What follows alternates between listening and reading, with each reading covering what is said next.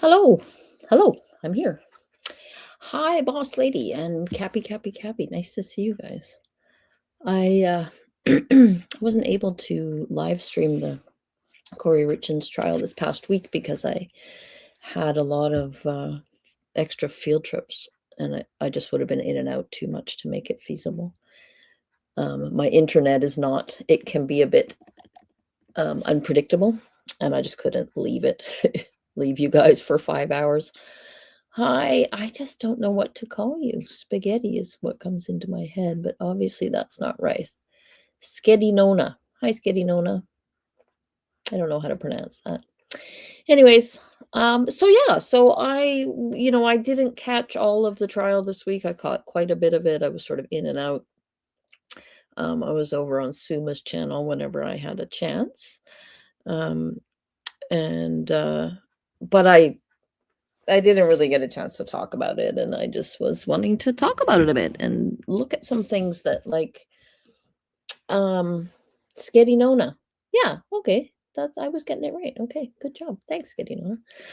Um, I wanted to look at the at Kouri's life story that she wrote when she went on a retreat with her friend Ali Staking, who was on the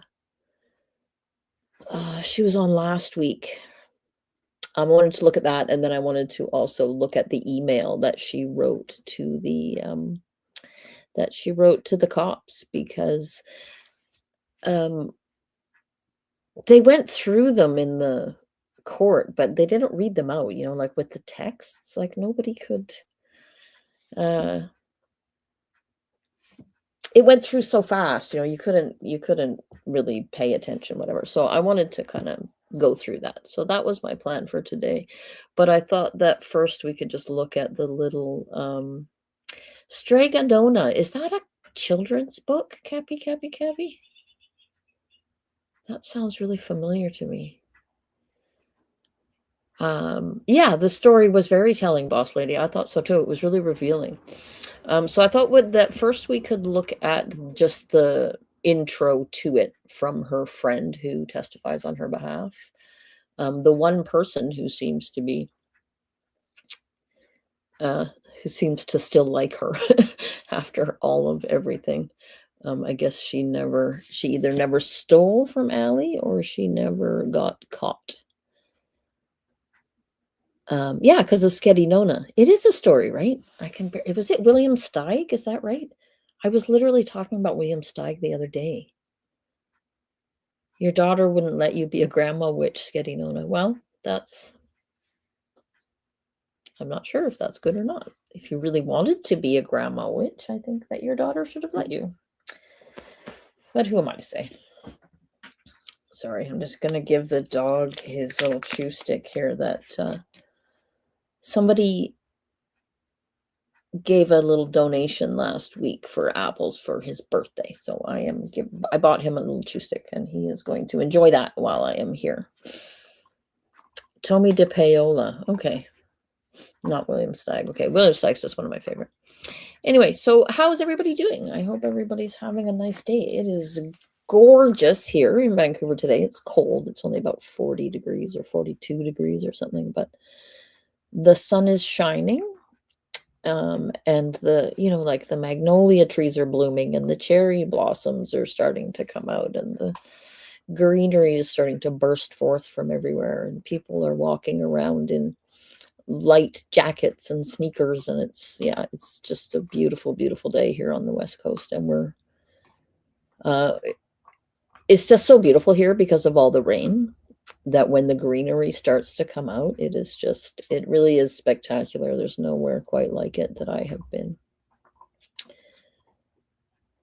Being in jail would to dampen your ability to commit crimes against your friends, but seems like she had been committing crimes against everybody before she got to jail. So I'm going to go ahead and guess that Ali Staking just doesn't know about it yet. So anyway, well, let's just watch a few minutes of this, and then I thought we would look at the retreat, at the website of the retreat place that they went to where she wrote this thing.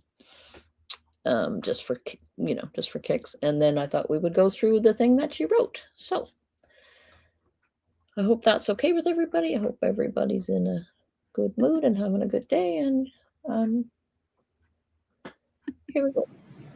What ma'am is your name? Alan Staking. Is your last name spelled S-T-A-K-I-N-G-S?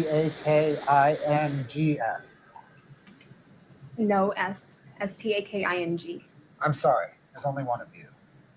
Yes. Ms. Staking, would you pull the mic a little closer to you? Okay. You can sit wherever you're comfortable. It's just easier to move the mic. Thank you. Okay, sorry, I thought that was really cute. I'm a huge fan of Mr. Bloodworth. I have really liked that his I don't know, I just really like his demeanor and his presentation. He seems like a serious and a decent man. And we have seen a lot of personality from Kathy and Wendy. After they finish being cruel to the witness, then they tell some charming little joke. But we haven't seen that much of the personalities of the prosecutor, and I just really like Mr. Bloodworth. Please proceed. Apologies, ma'am. Do you know Kouri Richins? Yes. I'm sorry. Yes, I we do. record everything, so Yes, I I saw do. that you were nodding, but how do you know Kouri Richins? We grew up together. School. When did you first meet her? I met her in, I think, junior high school. Since junior high school, about how often do you see or speak with her? I don't know if you guys noticed Corey's demeanor when Allie took the stand, but she had this very giddy, happy, friendly smile on her face, like she was excited to see her friend. Hi, Beth. Hi, Anders. Oh my goodness, people are here. Yay. I am glad to see people. I missed you all. I saw a couple of you over on the Suma channel this week, but I missed everybody.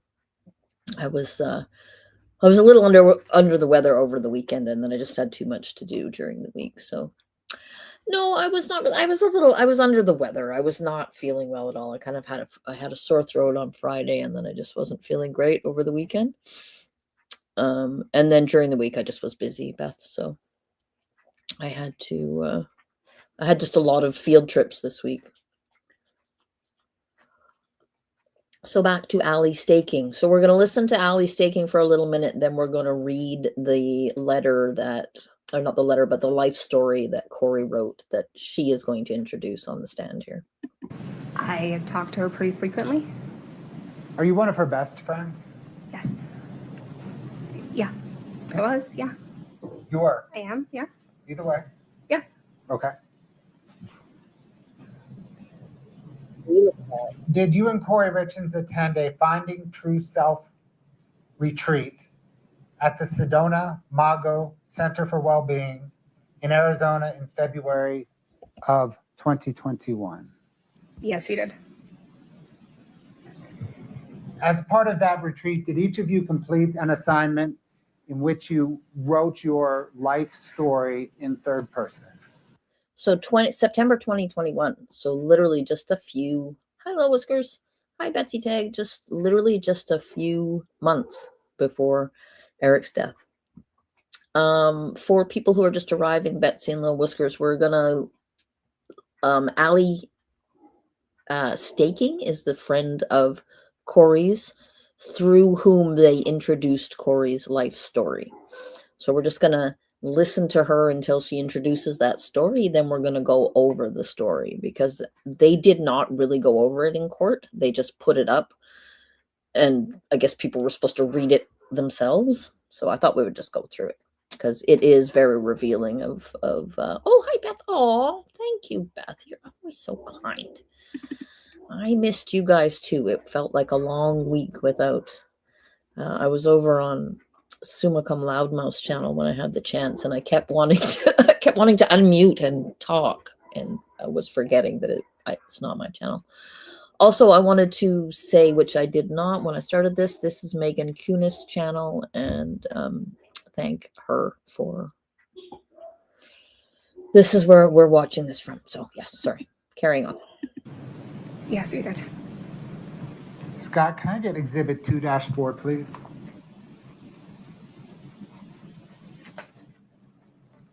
Ma'am, do you recognize that as the form that you and Kouri Richins filled out during the retreat? Well, I never read it at the retreat, but that's the Sedona Manga logo, yes. And is that Kouri Richins' handwriting? Yes, to my knowledge. Your Honor, the state moves to admit Exhibit 2-4 and publish. Your Honor, we'd renew our prior objections, 401, 402, and 403. I'm not sure that there's enough foundation at this point to put it in through this witness.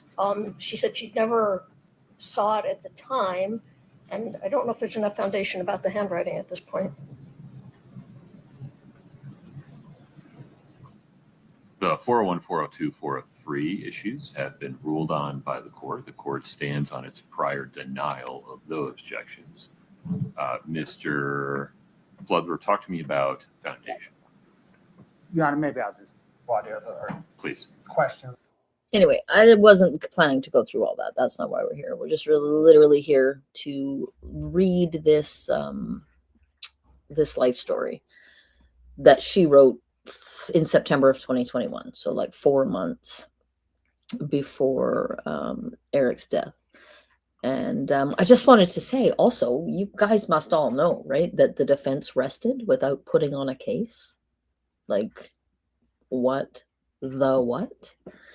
I'm curious what people think is their plan with that. Like, I'm not sure that I even clearly understand what their theory of the crime is. You know what I mean? Like, or their theory of the case. My guess is that what they're going to go for in their closing arguments is that I'm guessing that what they're going to try to go for is saying that the defense or that the prosecution didn't prove their case, and that's going to be their defense because oh, the whiskers, thank you. I missed you guys too. Everybody's so generous and lovely. Thank you. Well, that's a good question, Malayla. Like, who would they have called as witnesses? Right? But presumably, like, I mean, they talked a big game, didn't they? The evidence is going to show that she's innocent and all this kind of stuff. But yeah, I'm guessing that they're basically going with, well, Eric did it himself, and they didn't prove otherwise. I can't imagine what else it's going to be. But for those of you who are wanting to be there, I am on spring break now, so I don't have any work at all for the next 2 weeks. So I was a little bummed, actually, that they decided not to put on a case, because I was planning on streaming the trial. But since the trial is basically over except for closing arguments and verdict watch, then I guess that's what I'll be doing. So I will be here on Monday morning to stream the arguments. Anyway, so I'm going to remove this guy, and I'm going to go over here, and I'm going to share this guy.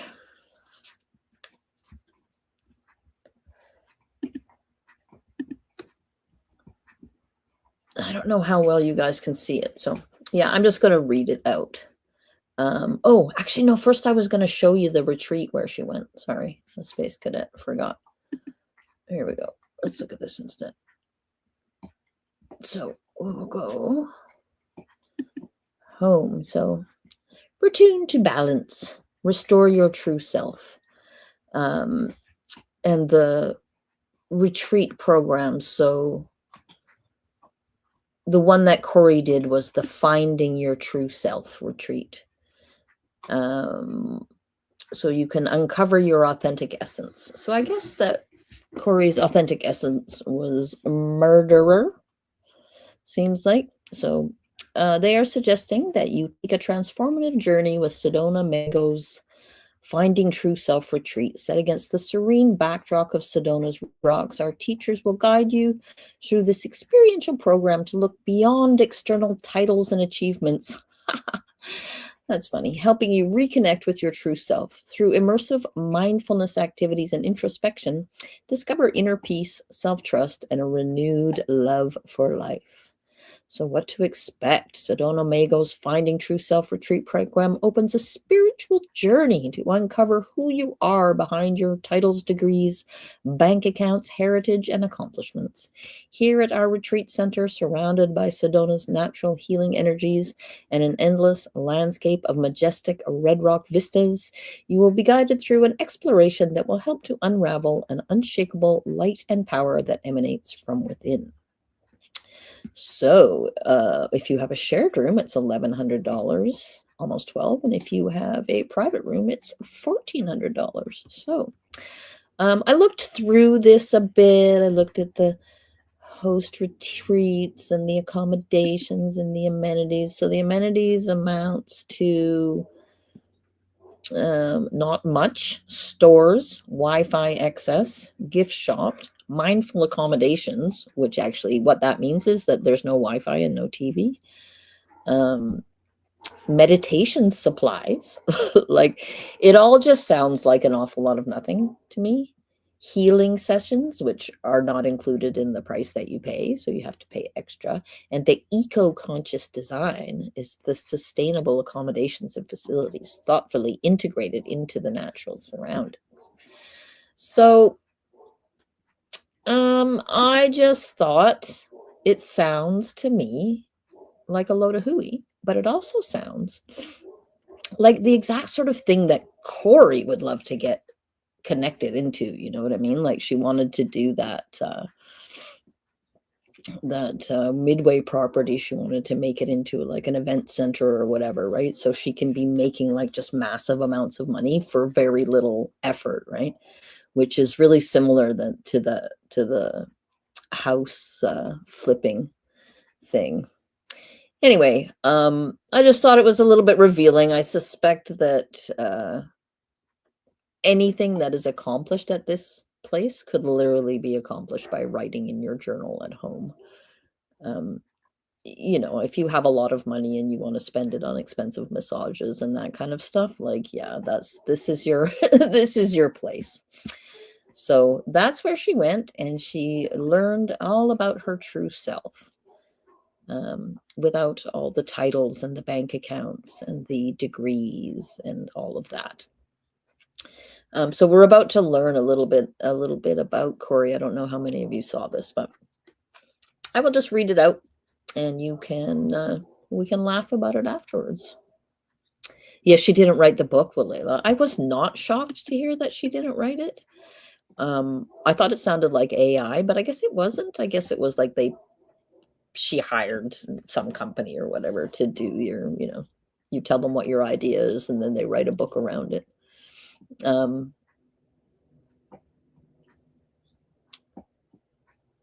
Yeah, I mean, I don't know what she was doing in that whole situation there, Beth, with the interview.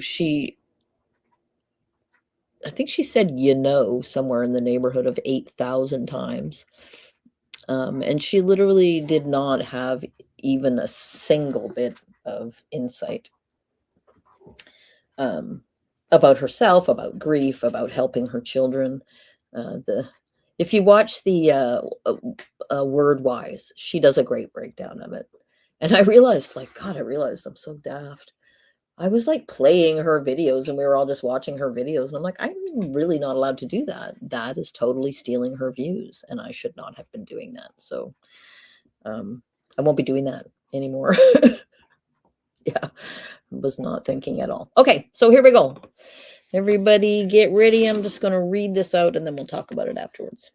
So Kouri was born in 1990 in Oklahoma. So she was 32 when she murdered Eric. Her parents were married and worked for the same engineering company. They were both previously married with children. Her father had a daughter, Tanya, and her mother had a son and a daughter, Renee and DJ. Together, Kouri's parents had Kouri and her brother Ronnie. Ronnie and Kouri had to move a lot when they were kids.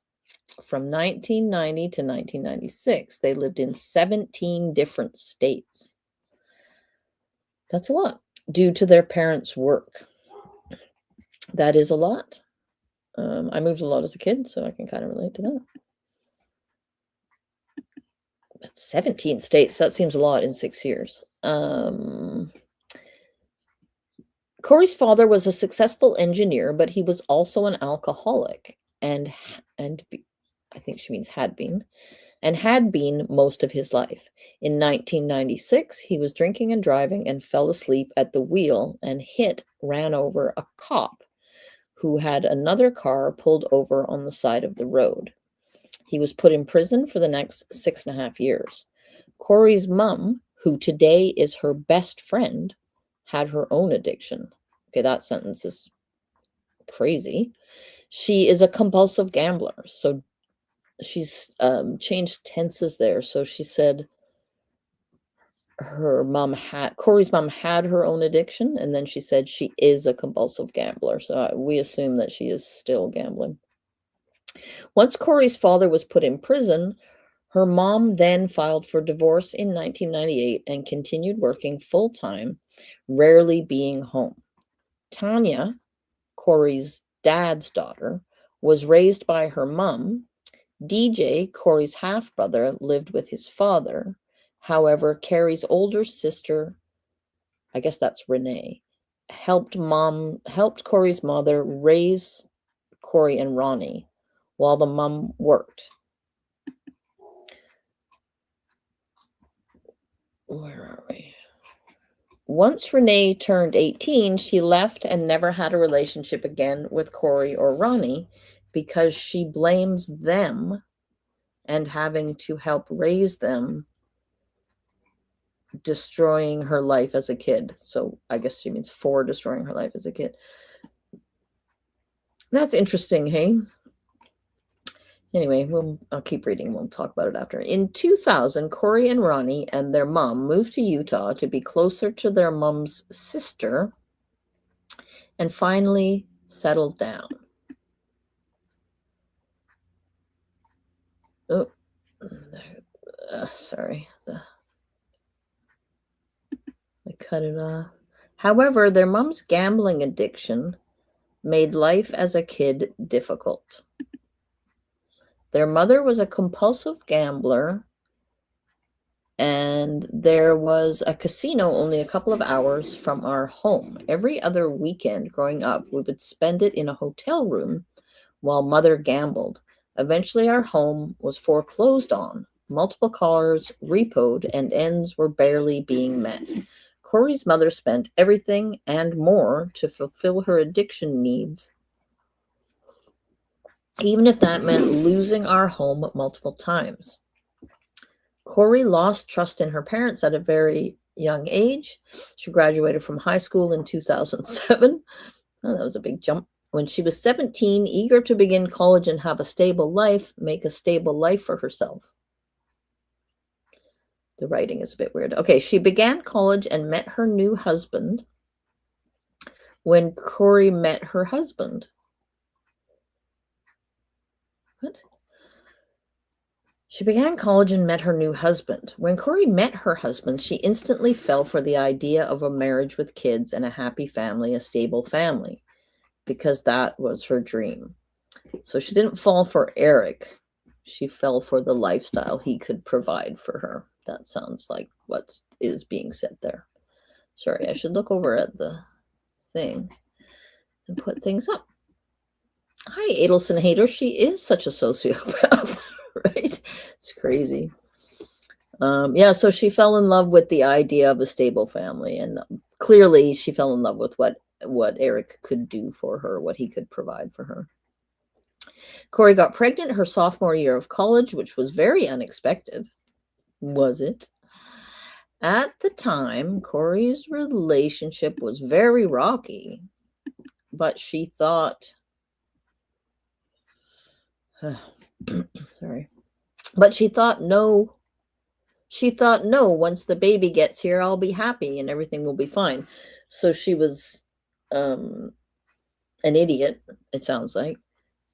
I mean, it doesn't sound like she had a great childhood, so maybe she never learned anything important in life. But I feel like most of us know, right, that babies do not save marriages. And then other babies also don't save marriages. Like just continuing to have babies is not going to save your marriage. And I think that that's pretty common knowledge, right? This is like as a species, we have learned that. I don't know. It seems very, very naive to me. And like she wasn't being realistic, but that she was chasing that image, right? What is Sigma? Hi, Sigma. Nice to see you. Sorry, I changed the Sarah Boone to tomorrow. So congratulations on your half anniversary. Yes, the arrival of the panacea for her discontent. Yeah, like as if that's gonna, because of course, right? She wants the kids. She wants the image. She wants the beautiful mom and the adored princess, right? My princess. How Eric talked about her and how he labeled her in his phone. She wants the pretty image. Anyway, I've lost track of where I was. She thought, no, once the baby gets here, I'll be happy and everything will be fine. Kouri had her first son in 2012, graduated college that same year. She then got married in 2013 because she told herself, when I get married, I'll be happy. In 2014, she had her second son because she told herself, another baby will make me happy. So she's like married to Eric at this point, right? And she is basically writing about her life story about how she was never happy with him and she's not happy now. I mean, I know, I get it. She's on a retreat and she should be honest, right? If you're actually trying to grow, you need to be kind of honest or whatever. But it seems very clear that she never thought of Eric as anything but a means to an end, right? She's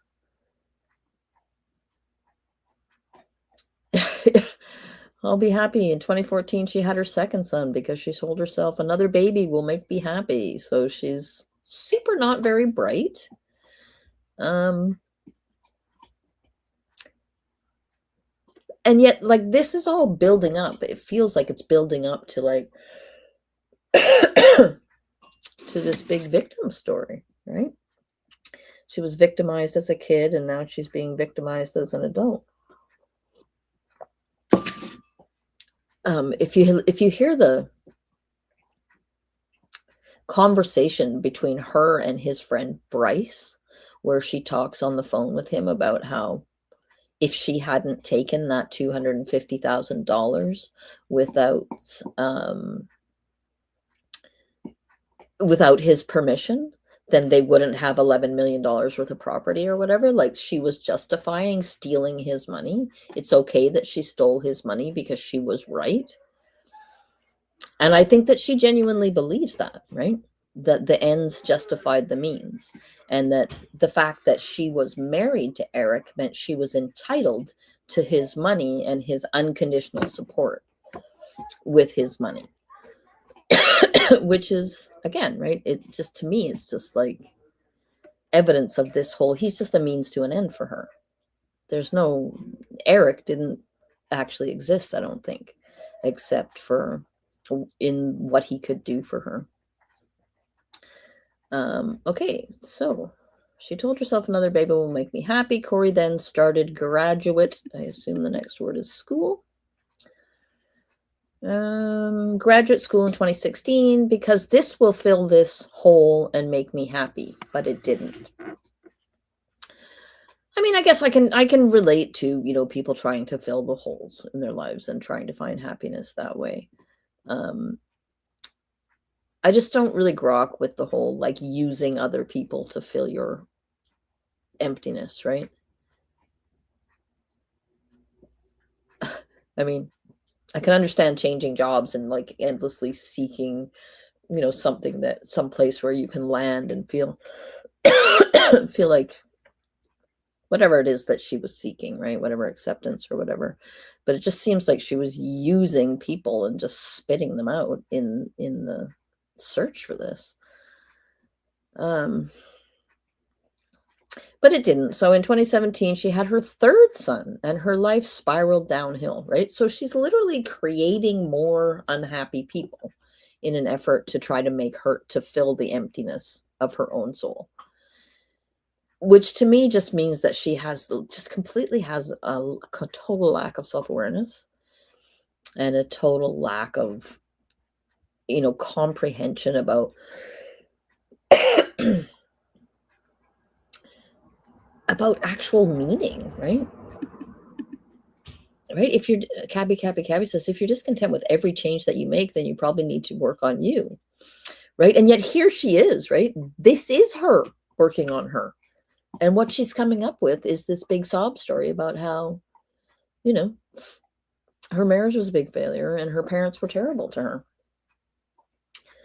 She graduated from grad school in 2018. However, she also found out her husband had been having an emotional affair. Oh, no. Kouri went to counseling on and off because of anxiety, depression, this constant need to chase happiness. Her husband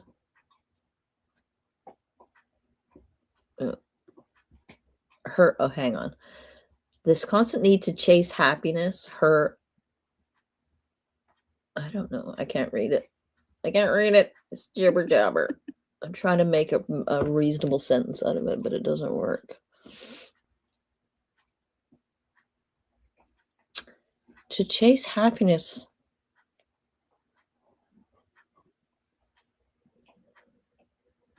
To chase happiness, her husband emotionally. I don't know. Emotionally, she is exhausted from years of hearing you're selfish, because she doesn't know the difference between you're and you are. You're not enough. You need me, from her husband. She's ready to open her heart and find the happiness that's already there and stop looking for it. So yeah, once more, big surprise. We have someone who is about as shallow as a puddle. Hang on a second, I just closed the wrong.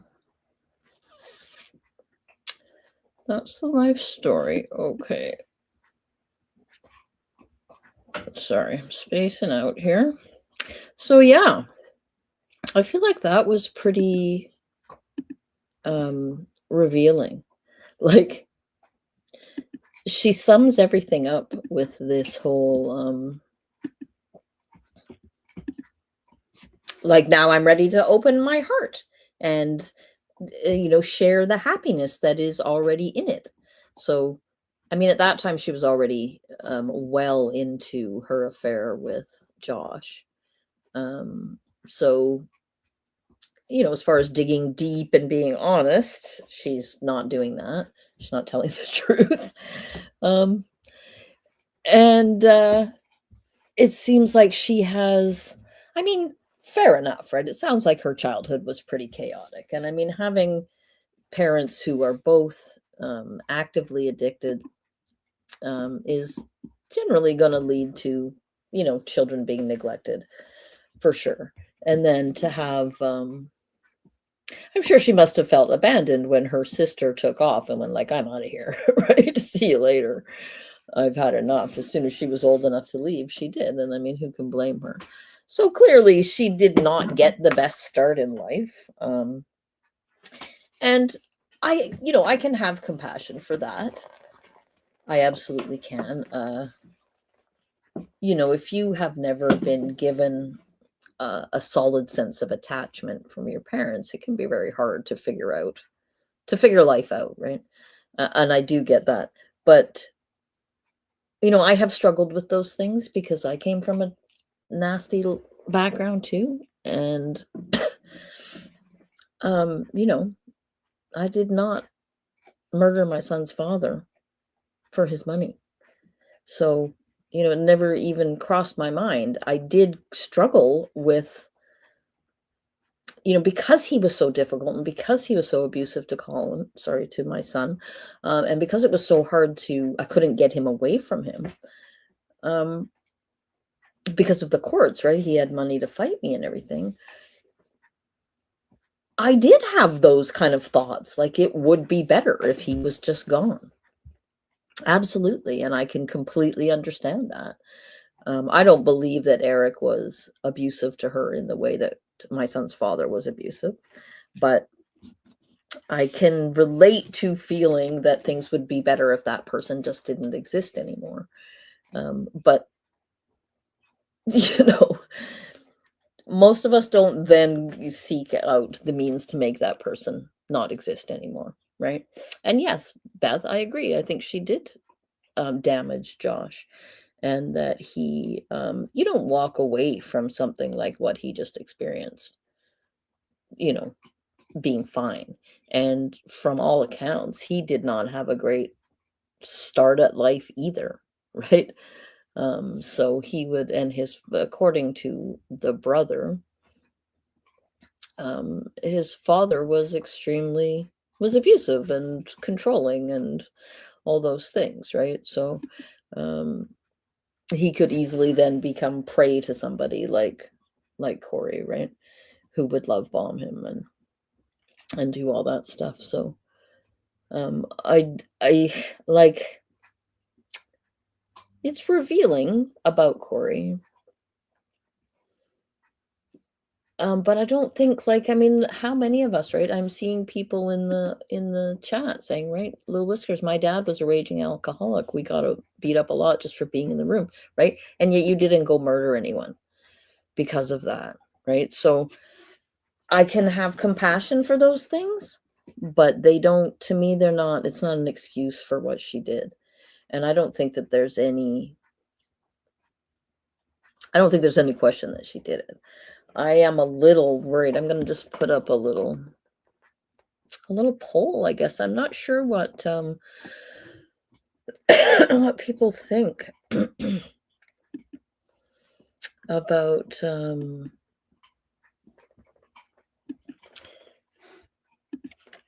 whether she'll be found guilty. Because I think that, like, there's you know, literally you could have one person on the jury who had an abusive alcoholic father or mother or similar experiences, who, you know, just feels for her and doesn't it kind of falls for the lies, right? Like, I will never get over Casey Anthony being found not guilty. So to me, it all seems very clear, but from Jeff Lacoste, yeah, right? I mean, I don't know. I hope that Jeff Lacoste is doing better now, but I mean, my God, he was completely messed up by that woman. You saw what she put him through. You could see it when he was doing his interviews with the multiple interviews with Isom, where he's like ruminating, right? It's going round and round and round in his brain. What happened? How did it happen? How did what did I say? What did she say? Was I wrong? Should have, you know, like, just the things that we do after you've been tangled up with a person like this, where you know, the narrative that they spin about you spend your whole time going, am I that person? Am I that terrible person? Was I too clingy? Was I jealous? Was it like, you know, the question where Georgia Kappelman says to Wendy Adelson when she's on the stand, did he have reason to be jealous?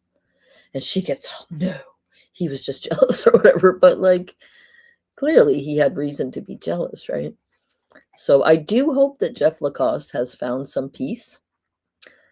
But can you imagine having to live with, right? He was close with those boys, right? Wendy was telling the boys to call him daddy. And then to find out that it was all just a ruse so that you could get framed for murder. Like, yeah, I hope he has found some peace. He genuinely seemed like a decent guy, but man, he was still, during those interviews, he was clearly still in love with Wendy, in my opinion. Very much against his will, I think. But yeah, I do. Well, I thought, yeah, the PI was very good. I agree with you there, Boss Lady. Boss Lady says, although everyone thought Carmen was the star witness, I completely changed with the private investigator. That man was absolutely the star witness. He was amazing. I thought he was really great. And I thought that the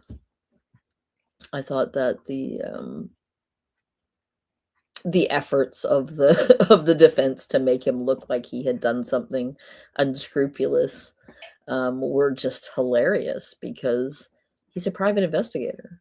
Like, he has and the house belongs to the trust that Katie's in charge of. So like, he had every right in every situation. Yeah, the man with the collar, Anders. And he was great. He was obviously very thorough. I mean, he'd been doing this job for over 30 years. He did not get caught up once by their nastiness. I thought he was great. Yeah, maybe we can look him up later. Yeah, and he was in terrible pain, and she was dragging the thing on, right? Adelson Hader? He was in pain, and she was just kept asking more of these stupid, useless questions that actually meant nothing. Vis-a-vis Jeff Lacoste, I heard my SO's family talking about hiring a hitman. I wouldn't believe it because it's such a fringe case. I get it. Yeah, I mean, who would? And yet I don't think that you could help sort of feeling some responsibility for it. You know what I mean? Like, he obviously felt very uncomfortable around Charlie after their dinner in the hot tub, and the description of him, you know, sexually assaulting a girlfriend who had annoyed him or whatever. Yeah, I agree with you, Boss Lady. Yeah, he gave no quarter. He literally gave no quarter. She had nothing, and every time she tried, he just came right back at her. And then I also thought that again, like with Carmen, for me, Carmen was I feel like she did the anti-hero bit just absolutely perfectly, right? She because with the anti-hero, you know, we love them anyway, right? We recognize ourselves in them, and their frailties are our own frailties. And when they screw up, you know, we forgive them. And I think that she pulled that off absolutely beautifully. And when they brought her back in to impeach her by saying, you know, she had had some beers at a concert or something, I just think that really fell flat, and they literally spent like half a day arguing about which parts of her testimony they were going to have to cut out of the transcript or whatever, just so they could get her on the stand again and try to impeach her that way. And for me, it was just a failure and a waste of time. But I did also kind of think that, like, again, right, if you had, they must have let her go now, though, Whiskers. I think that literally when they told her that she still wasn't released, I literally thought they're just punishing her. That's literally just punishment, so that she can't just be free to talk about the case, that they're going to make her pay for as long as they can. But yeah, like, I don't think, to me, that didn't harm her testimony, and the fact that the drug dealer that you bought the drugs off has some drug problems doesn't really do anything in terms of impeaching her, right? Like, did you think that the drug dealer didn't have drug problems? Because that doesn't make sense to me. Hi, Gem in the Mud. How are you?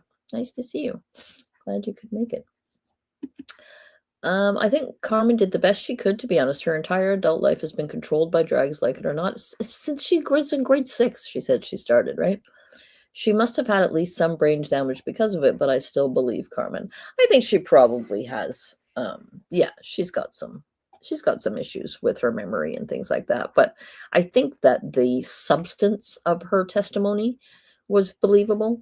The details may have been confusing, but I don't think the efforts that the defense made to confuse and obfuscate didn't really confuse and obfuscate to my mind, because the thing that is very clear is that Kouri was looking for drugs that could kill someone, and she was buying enough of them to kill someone, and she was requesting something stronger, and she was talking about the Michael Jackson stuff. So I just, those are the cogent parts to me.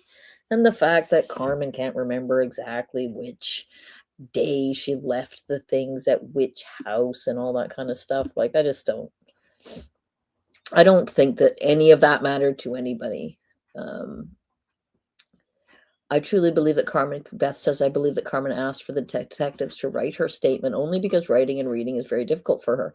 I suspect it is difficult for her. And she also said she did not want to be seen in the jail, because she was going to have to go back to the jail and do it.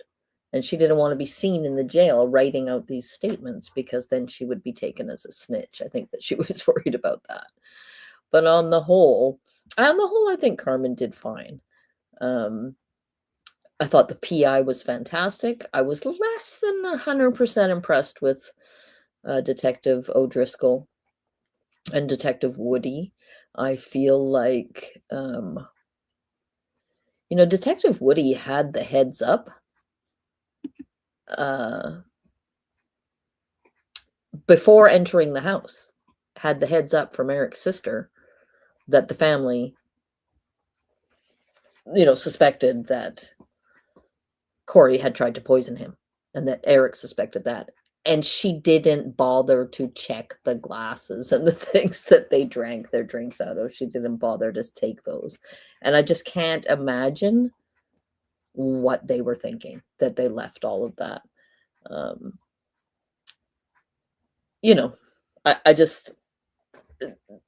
I feel like they didn't do as good a job as they could have.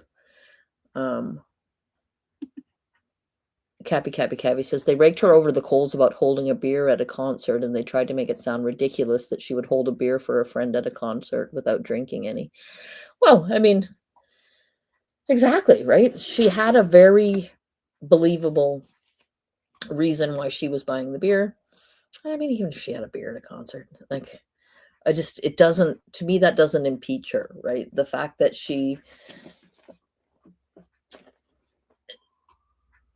it doesn't impeach her. I feel like they were literally trying to get her put back in jail, put in jail, right? That they were trying to, like, hi, Shane Dozerman, I don't think we've met. Nice to see you. Glad you could make it. Yeah, I just feel like they really failed to take her down, and in the process they revealed themselves to be assholes and jerks, who were willing to harass and basically sort of defame, to my mind, like a person who was struggling to do the right thing and struggling to get better and struggling to fight her demons. And though she may have had a rough upbringing like Kouri, she didn't turn into a murderer, right? She is like, to me, Carmen is like many of us who were abused as children. We turn it in and on ourselves. And we harm ourselves instead of harming other people. Sigma Shadow 6. What had me laughing, RE, the Valentine's Day sandwich incident, was Nestor's concern, RE, the temperature of the eggs. I know, the cold egg sandwich. Like, nobody would ever eat a cold egg sandwich. As if that is A, true, and B, like, relevant. That's absolutely ridiculous. Who among us has not, like, been halfway through our egg McMuffin when something came up and we went back and ate it later, right? I mean, come on.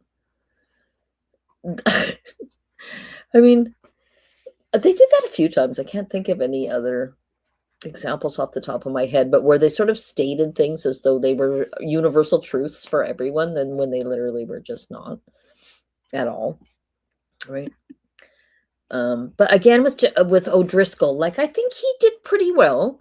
I thought the last bit where Kathy was, if you guys saw it, I'm assuming people saw it, but the last bit where Kathy Nestor was sort of drilling him and saying, so you didn't do this and you didn't do this and you can't say this and you can't say that.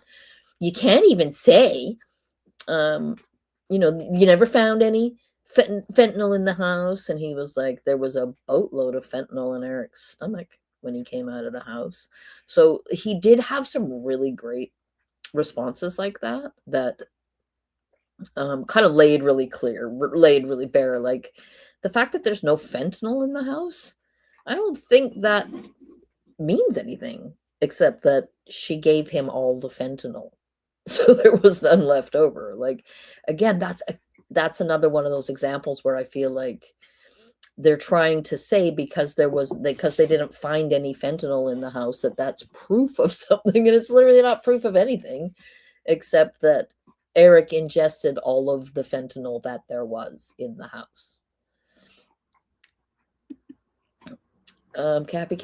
I thought the egg sandwich was egg salad sandwich when temperature would be important for food poisoning purposes. Egg McMuffin is a different situation. It was like a bagel with I can't remember. Anyway, people do eat cold egg sandwiches. Boss Lady says she either gave him all the fentanyl or she got rid of the rest. Right. Like the fact that there isn't any in the house, right? Lisbeth PCB. Hi, Lisbeth PCB. Nice to see you. Glad you could make it. I thought O'Driscoll was embarrassing. I mean, I wasn't super thrilled by him either. He did have a couple of good comebacks, but there were also ones where he kind of, hi Carolyn Breeding, where he also kind of failed to, like when she was harassing him about about why didn't he get a warrant for Kouri's brother Ronnie's phone. And I'm like, I am literally sitting there, total lay person, thinking, don't you have to have probable cause to get a warrant for somebody's phone? Like probable cause that they committed a crime? And he didn't respond to that. And like, I'm like, am I missing something? Because why didn't he say that? Like, you can't just go get warrants for anybody's phone because it suits you, right? You have to have an actual reason to do it. So I felt like a lot of, sorry, was this. I also do not believe that the lack of fentanyl in the scene has any bearing on the case. Yeah, it really doesn't. I mean, and again, like that's the sort of thing that the defense kept trying to, like these mic drop moments, right? Where it was like, that literally doesn't mean anything. It literally doesn't mean anything. And by the time they were actually even looking in the house for fentanyl, it was however long later, right? She had plenty of times. We're still talking about the eggs. Sure, hot eggs and mayo improperly cooled and stored can have dire consequences. Absolutely. But I don't think that's what we were talking about. She was talking about, like, why would you eat your sandwich after it got cold? I think is what she was after. But yeah, I thought Lil Whiskers, I thought that was a good response. I mean, he did have a couple of good responses, but I feel like they didn't do a great job with the investigation. I feel like they left things hanging that should have been taken care of early. And that it was the private eye, right? It was the private investigator that brought them the information about Carmen, right? That other than Eric and Kouri's mother, the person that she contacted the most was Carmen. And so he started looking into that and found all the smoking gun and delivered it to the police. So we're having a sandwich conversation over here. Okay, I don't know what's going on, but apparently there was like a huge sandwich. There was a huge conversation on Hear Me Out's channel about the club sandwich. They also, so she had, this is something that I don't know anything about. And if people do, I would love to hear it. They found, I can't remember what it's called, quiz something in his stomach, and it's an antipsychotic that was prescribed to Kouri. So why is Kouri taking an antipsychotic? My theory is the mother is a co-conspirator in all this. Boss lady, I am not totally convinced that that's not the case. I will say that much. We watched the video a little while ago of the, we didn't watch the video, no. On one of my videos, we read the article that was talking about how Kouri's mother's domestic partner died of an overdose of hydrocodone or oxycodone shortly after making Kouri's mom the beneficiary of her life insurance. But they were not able because she had been, yeah, there is no antidote to being a psychopath, Jamie, right?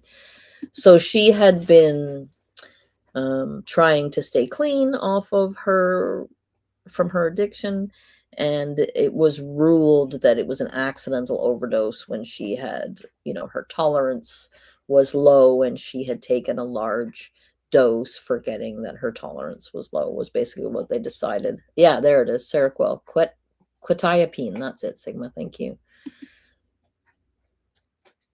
Oh, bipolar disorder, okay. Oh, bipolar, that's a mess. I dated a guy with bipolar. He was a nightmare.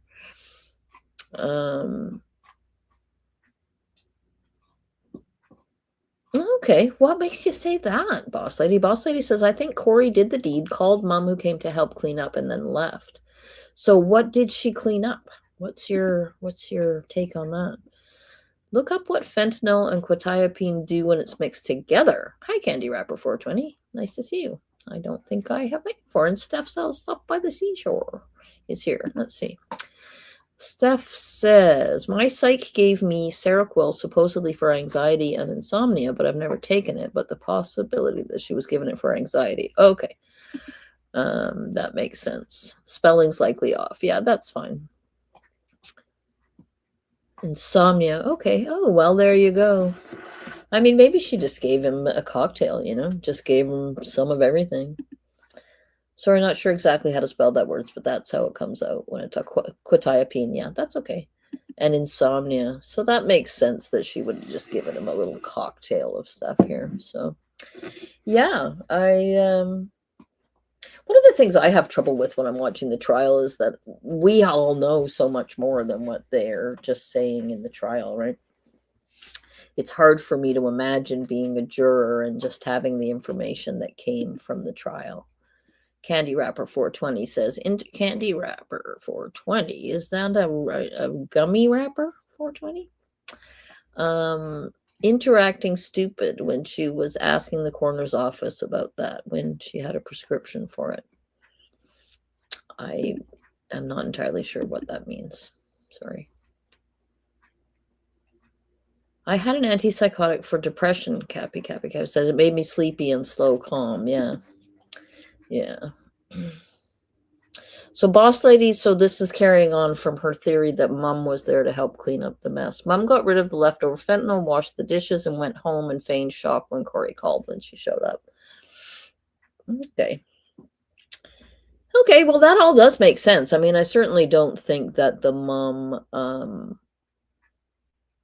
that it's, beyond her, that the mom wouldn't, A, be involved, or B, support her after the fact if she wasn't involved. She certainly doesn't seem to me like she has a lot of and it was quite interesting in her little life story there, where she says her mother, who is now her best friend, has this terrible addiction or whatever. Like, it doesn't seem like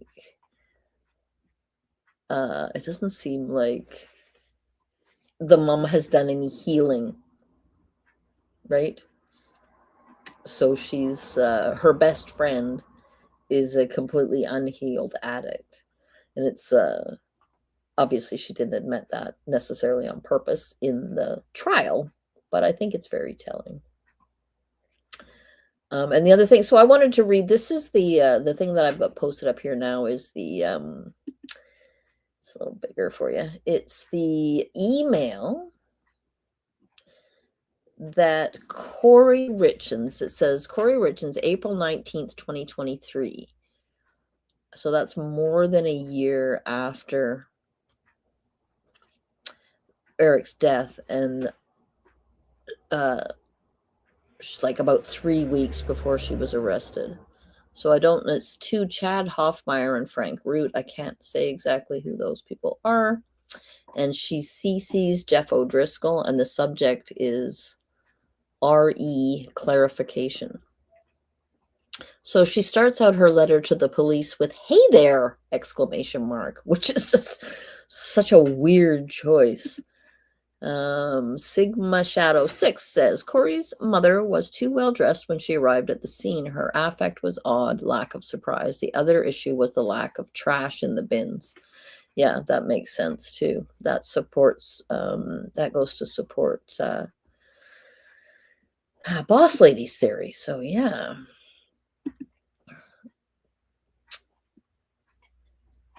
Candy Rapper 420 has something similar. Yeah, the mother didn't look shocked at all when she showed up at the defendant's house, on top of the fact that they didn't even embrace each other. Right? It's very telling. I mean, even if they weren't the touchy-feely types, you would think that that would be part of their plan, right? Lisbeth says, the low-resolution body cam footage of Kouri and Mom made Mom look really scary. I was surprised to see she was just ordinary. Yeah. Monsters, eh? The banality of evil, I think that's what who coined that phrase? The banality of evil. Hannah Arendt, somebody like that. Adelson Hater says, remember the advertisements on matchbooks for becoming an illustrator? I swear Kouri found one for author. Yeah, she hired a ghostwriting team to write the book. She did not write the book. And it was terrible anyway. And again, like, it's hard for me to imagine that from reading Kouri's writing style, that she went to graduate school. But I mean, I guess, like, that's the thing, right? Once you graduate, nobody knows if you graduated with all C minuses or whatever. It was Hannah Arendt, right? Thank you, Cappy. Thank you.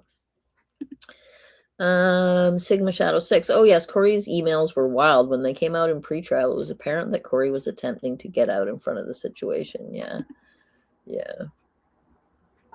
I think she had ghost attorneys too. Yeah. I remember those. Adelson Hater. Okay, I don't know what that's about, so I'm just gonna read this. So yeah, she starts out with "Hey there!" exclamation mark. Like, that's an appropriate way to address the police. I thought I would clarify some other items on your list that you spoke to so-and-so about. The beginning of February last year, my kids had a soccer tournament in Mesquite. The day before we left, February 2nd, 2022, I tested positive for COVID. I have attached the picture of my test from on my counter in the kitchen from when I first found out, photo 1.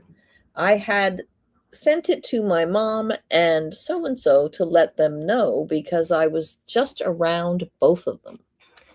Eric was the coach of the soccer team, and I'm the annoying mom on the sideline that never stops yelling. And then she puts a, like, tongue out, crazy, silly face emoji, because that's an appropriate thing to do when you're talking to the police and describing yourself as the annoying. Is she, like, emailing her best friend here, or is she emailing cops who suspect that she murdered her husband? We don't miss games or tournaments. We're a huge soccer family. When we found out I had COVID, I didn't want to miss the soccer tournament, nor did I want to go back to get my kids sick. So I stayed at Casablanca. I don't know what that is. Hotel, I guess. I didn't want to risk getting my boys ill during the tournament and then not play well. Okay, like, that is not even English. That is not correct English. This woman has a master's degree. I brought a box of at-home tests with me to test every day so I could either join the boys staying at my father-in-law's or at least be with them during the game. Casablanca is about 5 minutes from the soccer field. Actually, here is a picture of the room number I stayed in. I had taken a picture for my mom and Eric. I was still positive every day. Pictures attached. I would take pictures of my tests to Eric to say still positive. You can check Eric's phone for this. I stood on the sidelines wearing a mask and not interacting with anyone. Happy to get other soccer parents to attest to this. Eric had gotten COVID after we got home from Mesquite. Anybody else think that she was staying at Casablanca with her boyfriend and that she did not have COVID and that she was recycling the same picture over and over again, like taking a picture of the picture so it looked like a new picture? I have no proof of that, but there seems to be an awful lot of explaining there and an awful lot of pictures of things that you wouldn't necessarily take pictures of. Like, why would you have to take a picture of your COVID test to tell your husband? Why not just say, I tested positive again? Like, it seems very bizarre that she has all this proof. So I'm guessing that she has all that proof because she had her boyfriend there with her. And that was how she got out of having to stay with the family. Yeah, she wanted Sky to bring her whitening strips. Yeah, she's very, she wanted Sky to break the law. Like, it'll be fine. She won't mind. She won't mind doing that. Yeah, she wants her lawyer to break the law for her because she's been drinking a lot of coffee and tea. So, yeah. Yeah, exactly. Carmen served her purpose. Kouri said, see you never. Yep. Cappy. If I had to guess, and if she's guilty, she's trying to seem innocent by talking up how normal and well-adjusted she was. Yeah, I think that's absolutely right. But she's talking like an idiot in this email, and it's like, I don't know. It just seems really like these silly emojis and shit. Like, your husband's dead, and this is what you're like. We're so goofy. We're so wild and crazy. Like, this is not the time or the place for that. Well, Layla says there is a lot of proof that she ruined many people's lives, including her kids. Yeah, we were talking about that, right? Like like throwing the stone in the pond and the circles that go out and out and out and out. Like, how many people did she betray, right? Her friend Chelsea, from whom she stole $45,000, that Chelsea had saved that up from her tips from waitressing to put a down payment on a house. Kouri stole the money from her, tricked her into thinking that she owned the house, and left her to just find out one day that she was not, in fact, the owner of the house and she had nowhere to live. And presumably, I'm pretty sure, right? She had kids. She's got kids. So suddenly she's homeless, and the house that she thinks that she bought has been foreclosed on, and the money that she had as a deposit is now gone. And this is her best friend. Right? Like, it's so wild. And she just doesn't seem to care at all. Yeah. And she was paying that exactly, Candy Rapper 420. She was paying $2,900 in what she thought was a mortgage payment every month, which just turned out to be rent for a place that she got booted out of and lost everything. Yeah. Homeless with 4 kids, right? This is reminding me of Christina and Lauren's constant, like, I'm a mother with a YouTube channel. I'm just trying to protect my son. Meanwhile, she's smearing her ex-friend, who is also a mother of 4. These people have we know this about them. Yeah. Okay. Sigma Shadow 6 says Sky's conflict apparently, oh yeah, I don't know anything about this except that they have said, oh, it wasn't because they were fighting or whatever. So hang on. Sky's conflict apparently arose as part of a companion civil litigation. However, I tend to believe that suggestion of her involvement vis-a-vis the walk the dog, it was a major factor. It's hard not to think that that's the case. I would tend to agree with that. Yeah, married with 4 children and ended up homeless, and minus the $45,000 deposit that she saved up. Yeah, just gross. Just an absolute gross human being. Anyway, carrying on with paragraph 2. You asked so-and-so about any exotic vacations I have taken since Eric's passing. I went on 2 trips last year. One, my kids tried out at a soccer camp in Salt Lake City. to qualify to play in Spain in June, and both my kids made it. Like, they don't need to know that. Shut up. So yes, I took them to Spain in October 2022. I have attached their invitation letters. Also, Eric and I went to Mexico every year, sometimes twice. We traveled a lot. We have taken the boys to Mexico a few times. We'd like to go in January. However, January of 2022, we could not go because Eric had his hunting trip to Mexico. His hunting trip to Mexico trip of 2 weeks planned, and it was too much that month. This is not new for us to go to Mexico or for us to go out of the country or on a vacation with our kids. I took my kids and my mom came with us in August of 2022 to Mexico.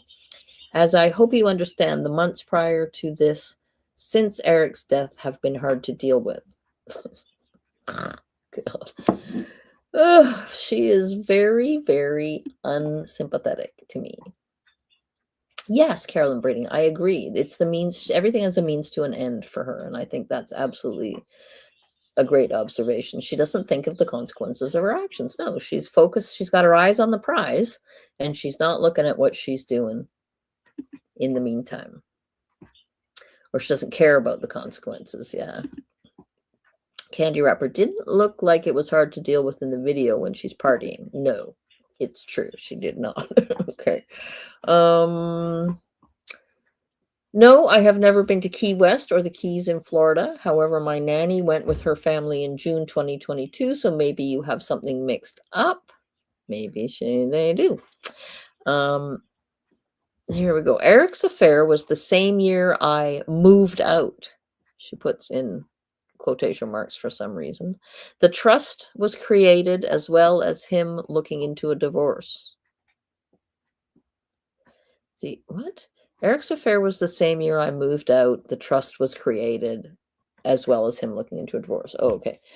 So the trust was created the same year that he had an affair. So she's linking those things together to try to make it look like Eric's the bad guy. Candy Rapper 420 says, I have a sincere amount of respect for Carmen's decision to cooperate. She made a brave showing on the stand. I do show she's successful in her recovery journey. Yeah, me too. Me too. And that was actually Sigma Shadow 6, not... Anyway, sorry. Hi, Mary. Didn't know you were here. She sounds a lot like my sister, borrowing from her future to pay for her past. Yes, indeed. That is what they do. Yeah, she did not look like a grieving widow in the party the night after Eric died.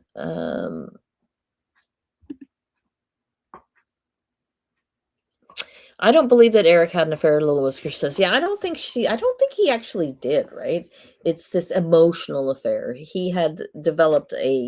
think he had developed a friendship that was like with someone who seemed to like him or listen to him, was my understanding of it. I could be wrong, absolutely, but that's how I understood it. And I don't think that he cheated on her. I think that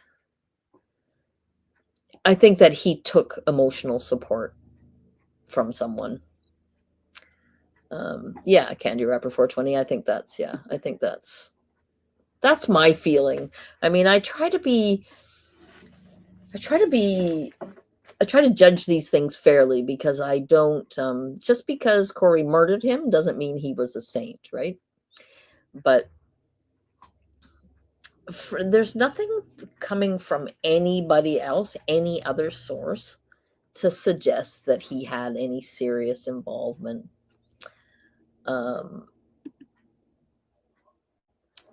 with another woman. Mary O'Neill, I am in a similar situation with my dog who insists on certain things, and I just can't understand how he came to be in total control of my life, but he basically is, so I very much get that. Sigma Shadow 6 says, Key West is a gorgeous place. I live in Southeast Florida, about 2.5 hours away off of US 1. We have a recovery retreats down there, although the cost is becoming prohibitive. Yeah, I mean, isn't that just the case everywhere?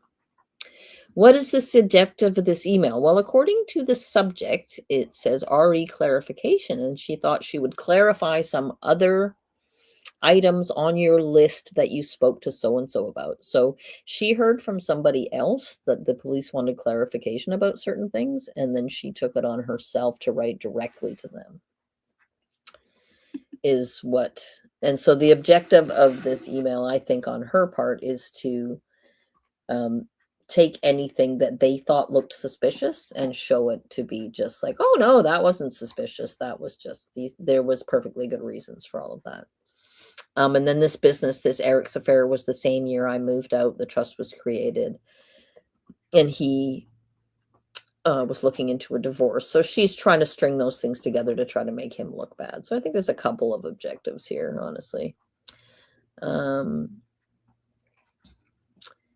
And then she says in brackets, I never actually moved out. I moved my clothes out one weekend to make Eric understand I'm not kidding about leaving him if he doesn't end things with so-and-so. I did this on a Thursday or Friday while he was out of town. I was home on Monday. I never stayed another night at that other house. Eric and I figured things out like most couples do. Blank was her name. He changed her name in his phone so I wouldn't know about it. And honestly, we worked things out, and after that, I think she just means after that, I never went through his phone again to see if he changed it back, but you have his phone and can check. So she moved out to prove to him that she would leave him if he didn't stop seeing this girl, but then she never bothered to follow up and make sure that he really wasn't seeing this girl. So I feel like that doesn't yeah, right. This letter is like Nancy Brophy's call to the cops about the letter. She said, yeah, it's all a cover your ass. I think that's the purpose of it, Beth. Candy wrapper. How do you work things out after somebody steals $250,000 from you? Yeah, right. I mean, but in her mind, right? If you have heard Candy Wrapper 420, if you have heard the phone call, it was, I can't remember what day it was, but so Bryce was Eric's best friend, and there's a phone call. It's on the day, you can find it in the trial. It's on the day that Chelsea testified, because they brought it in through her, because she was in the background of the call and you can hear her talking. So that's how they got it in. But she is talking in this call with Bryce about how essentially the means, the ends justified the means, because she stole that $250,000, but from it she bought $11 million worth of property, which, I mean, obviously she never paid for all that, and that was just an exaggeration. But she genuinely thought that she had the right to take Eric's money and use it to start her own business, and that he had been in the wrong to deny it to her, that she deserved it. Right. So she wasn't ready to come up with her own pin money like her friend Chelsea did, who had saved up all her tips for years and years and years so that she could have a down payment on a house. Kouri thought she had the right to just take it from Eric. So yeah, she's Dan Brophy's murder was, yes, absolutely heartbreaking. When I have listened to the cross-examination of Nancy Brophy probably a dozen times, because it is so satisfying to watch the prosecutor just take her apart piece by piece. Just so beautiful. It's a thing of beauty to watch. Almost as enjoyable, well, equally as enjoyable as the prosecutor taking Robert Tellis apart piece by piece. Yeah.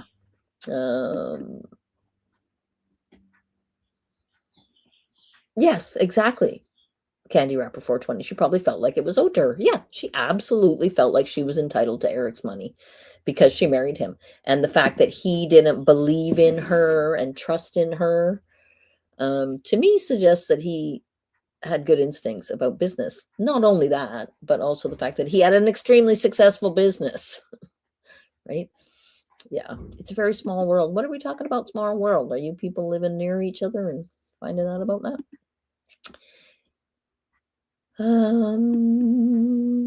That generation acts like they are entitled to everything. Which generation? Oh, I don't know if that's true or not, but Who's this? Hi, Michelle. Hi, how are you? Michelle DeMattis is here.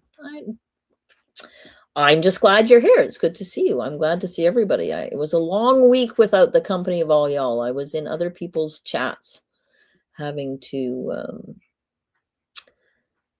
having to make do because I wanted to express all my opinions, but I kept forgetting that I couldn't just press the mute button and start talking when I was on Suma's channel. So if people don't know Summa Cum Loudmouth's channel, she is an absolute joy and a treasure. And you should go and check her out because she's really fun. And she's just got a really nice manner and a very kind heart. Yeah, sorry, Walela, I just couldn't. I had been planning to stream it this past week, but then I ended up I had so many field trips that kept me basically away from the house all day. It just made it too impossible. So sorry. I am on spring break now for 2 weeks. Oh my goodness, there's somebody knocking literally on my door. I have no idea how that could be or why, but just hold on a minute and I'll be right back.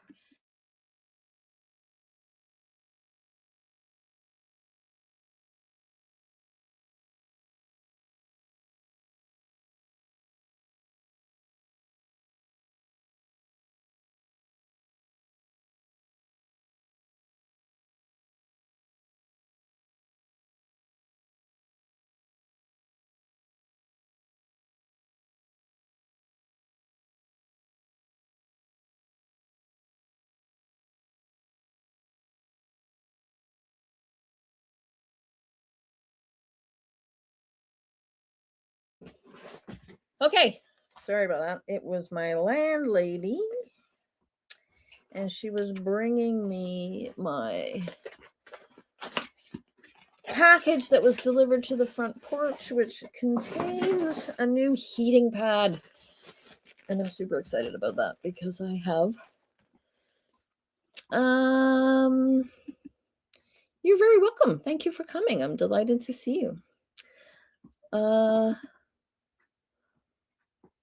Oh my god, you know Carmen, Candy Wrapper? That's awesome. So are we right about her? Is she a living doll who has come, run into some troubles in her life? A gorgeous part of... Okay, I don't know where all those places are. So just give me a second. I'm going to plug in my heating pad. Yeah, I have this thing called SIBO, which is... I can't remember what the S stands for, but the rest stands for intestinal bacterial overgrowth. So I have endless troubles with my stomach, and I have been, you can't, so SIBO is like, they don't treat it. I don't know in the States, things are a little different, but it is not recognized by the medical profession. You have to go see a naturopath to get treated for it. So they test, you do a breath test to find out if you have this bacteria, and then they treat it with either antivirals or antibiotics. And I have been treating it. I treated it twice with antivirals and it worked for a little while, but it's back again. So I have literally just paid, no word of a lie, $425 for 2 weeks worth of this insanely hardcore antibiotic that for some reason is not covered by my universal medical. So I've had to pay for it out of pocket. So that's where I'm at with that. Sorry, a little bit of an aside, but I had to order a new heating pad because I'm constantly in pain. My stomach is constantly hurting. So what are people saying over here? Carmen is an amazing person. She has a very big heart, and although she's had her struggles, I assume you're saying, she's always been good to me. Yeah, I mean, this is the feeling that I got off of her, is that she's a living doll and that she's had a terrible time of it and she has struggled. Yeah, right. This is the feeling that we had. She felt she was genuinely a nice, kind person. Even nice and kind people get mixed up with drugs, and most are still kind-hearted. Yeah, exactly. We were talking about the fact that a lot of people who are struggling with addiction are, rather than being like Kouri and harming other people, they turn it inwards and harm themselves, right? Yeah, it's kind of a nightmare, boss lady. Truly, it is. I'm in pain almost every moment of my life because of it. And when it goes away completely.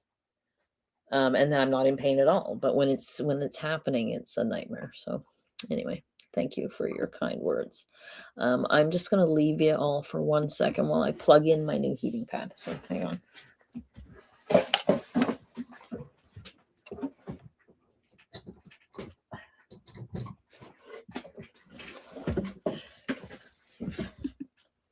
So my old heating pad has a plastic cover, and it is now so trashed that like the insides are poking out, and I'm in danger of literally electrocuting myself. So I'm very excited about my new heating pad. Okay, so what are people saying?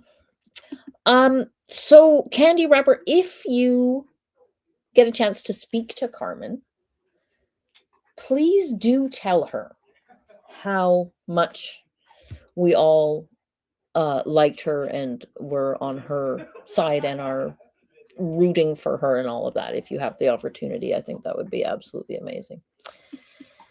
Okay, so let's finish off with this email. So she never went through his phone again to see if he got rid of the girl he was having an affair with phone number. Eric and I went to blank counseling in Camas. We only went about 4 times. So she's clarifying things that they had been asking somebody else about, for anybody who is just joining us. We only went about 4 times. Maybe it wasn't for us, she says. Blank and blank are the same person, as I'm assuming you know that. Haha. I'm also assuming blank told Woody her husband got a call from him and gave all this information. LOL. Yet he didn't ever go in to talk to detectives.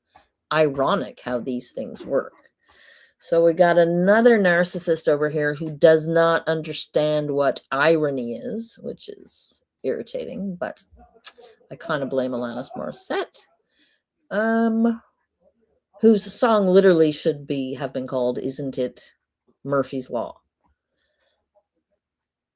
Not "Isn't It Ironic?" But anyway, moving on. I don't think that LOLs and that sort of stuff is really appropriate in this. In an email to the police, and certainly in the circumstances that we're discussing, your husband's death and likely murder. So it's all very weird and off-putting. And that's typical of people like Lauren and Lori and all these Sarah Boone, all these types who cannot read a room if their life depended on it, right? Mental health, yes, I got postpartum after my second child in 2014. Yes, I took medication for it. No, Eric and I did not have financial problems ever. I mean, I guess that's true, Eric and she, but she sure did. And Eric sure did when she was stealing from him. I would say that's a financial problem. Yes, Eric made more money than me. Do you make more money than your wives? Have I ever been financially reliant on Eric in the last 5 years? Absolutely not. A little bit defensive. So I guess the Find Yourself retreat in Sedona did not help her to let go of all the labels and the bank accounts and all that stuff. After all, because she seems very... Like, that is a very weird, to my mind, that is a very weird way to be writing to the police about the finances in your marriage, because she is clearly resentful of the implication that she was reliant on Eric's income. And she's going to go on to make that even more obvious. Eric did not want me working because 1, his first wife cheated on him with a guy at work. 2, blah, blah, blah, blah. We don't get to know what that is. And 3, Eric wanted us to live the typical conservative life where the man takes care of his family and the wife is a homemaker, wife, mom, and that's it. So I find that hard to believe, honestly, because I don't think that Eric's mom was a traditional homemaker, right? Wasn't she? She was like a counselor, right? Was she a drug and alcohol counselor or something? Like, wasn't that the whole thing the sister said, that, you know, they had grown up with the understanding of how dangerous street drugs and stuff were because of their mother's work as a drug counselor? Like, that is not a typical, you know, traditional family to have a Mormon family, right? To have a working wife drug counselor. So I call BS, but I call BS on almost everything she says. So okay, so she's carrying on with, that is not my personality and not the way I was raised. I am very independent. Even when I stayed home with my kids the first few years, I was in grad school for years because I wanted to be more and do more than be a homemaker, and I did. And when I did and started my business, it took some adjusting, but Eric and I were fine with it. We hired my nanny and everything worked out. So I'm not sure why she capitalized nanny, except that she does not use the English language very well. Let me see what people are saying. So Candy Rubber says, yeah, that Carmen literally is as sweet as she sounded on the witness stand. Yeah, she came across as extremely likable, extremely credible. All of the nonsense that they tried to do to trip her up and make her look like a drug-addicted imbecile who couldn't remember what date she put the pills in the fire pit, like any of that mattered. I think she did extremely well, and I would love it if somebody was able to tell her that we all thought that. I think that would be great. Sigma Shadow 6, most addicts I have ever known are wonderful people with big hearts. I hate that a stigma gets placed on them. People either don't understand or they don't want to or care. I think it's getting better. I mean, I agree. It's not, hi, City. It really doesn't match that she also said she supported herself. I mean, she says, she's like so many of these people, right? They say what is expedient in the moment, whatever is going to suit in the moment. Eric's mother was a substance abuse counselor. Yeah, thank you. Okay, so now the dog is asking to go out, so I'm going to have to ask for your patience for another couple seconds while I let the dog out. Okay, you want to go outside? Here we go.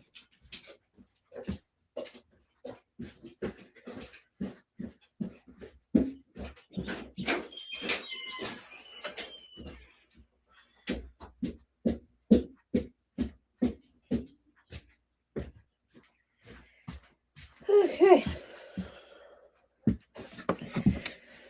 All right. I am back. I'm going to stay off camera just for a minute. So back to my nanny, so-and-so, moved out because she was engaged and she and her fiance were moving in together. That was always supposed to be temporary. She's worked full-time for Eric and it should be Eric and me, for years prior to his death. If anyone can tell you about our marriage, it's her. She lived it with us. Feel free to call her. Gross. She lived it with you? Really? That's weird. What does Candy Wrapper say here? I'll tell you, when I seen the video of Carmen interview with the cop, I started crying. I could literally feel what she was feeling. Yeah. I mean, it must have been awful. God. And I mean, who wants to be involved in something like that? It's just so horrifying. Yeah, Sigma, big congratulations. Sigma's today is at I can't remember how many years it is. Sigma's at 4.5 years. This is the half anniversary today. Yeah, right. It's not easy. It's not an easy path. Boss Lady says, I personally have tremendous respect for those in recovery. It's not an easy path. You have to be super honest with yourself. And you got to fight demons. I just can't, you know. Yeah, puppy's got to pee. He's back now. He's back and he's chewing the chew that I bought with the money that my brain is failing me. It was either Mary O'Neill or Beth donated last week to his birthday fund. Yeah, right? Candy wrapper 420. I think we all have people in our lives that are in recovery or are still doing substances they shouldn't do, and I think we all understand it. I have a friend who died of a fentanyl overdose because he relapsed. And he got fentanyl when he thought he was getting heroin, you know. And he had been in recovery for like almost 2 years at the time. So it's not an easy path. And I have deep respect for anybody who is going through that struggle. Okay, so let's carry on here. Yeah, that comment about my nanny, she lived it with us. Like, that is creepy. Can you imagine? It seems like a really weird way to put it. Like, it's clear to me that Kouri is completely obsessed with her image. And so whatever their nanny will have seen will have been whatever image she was trying to make sure, right? That she saw. I think it kind of is a constant battle. I mean, for many, it certainly is, right? I was a cigarette smoker for many, many years. I started smoking when I was about 13. And I quit finally in 2013 when I broke my foot very badly, and I had to have it. I had to have surgery. And they basically said, like, bone surgery is serious and nicotine will make it so that it doesn't heal. And I was literally in danger of losing my foot. So I quit. And that was, like, it's nearly 13 years ago now. I broke my foot in February of 2013. The surgery was in April. So yeah, it's almost exactly 13 years. And I still think about smoking most days. Yeah, boss lady, it's not easy, right? I quit probably a dozen times before it finally took. And it doesn't go away. When I walk down the street and I smell somebody smoking a cigarette, I instantly want a cigarette. I just don't think it goes away. But yes, I did quit finally. It took me years. I managed to quit. I quit a number of times. You know, I quit during my pregnancy, breastfeeding, that sort of stuff. Yeah, I'm a pot smoker too. I kind of guessed from your candy wrapper 420 name. I'm a pot smoker, but it's also I know alcohol is legal and yet people are still have a lot of trouble with it, but pot is legal in Canada, so it makes things a lot easier.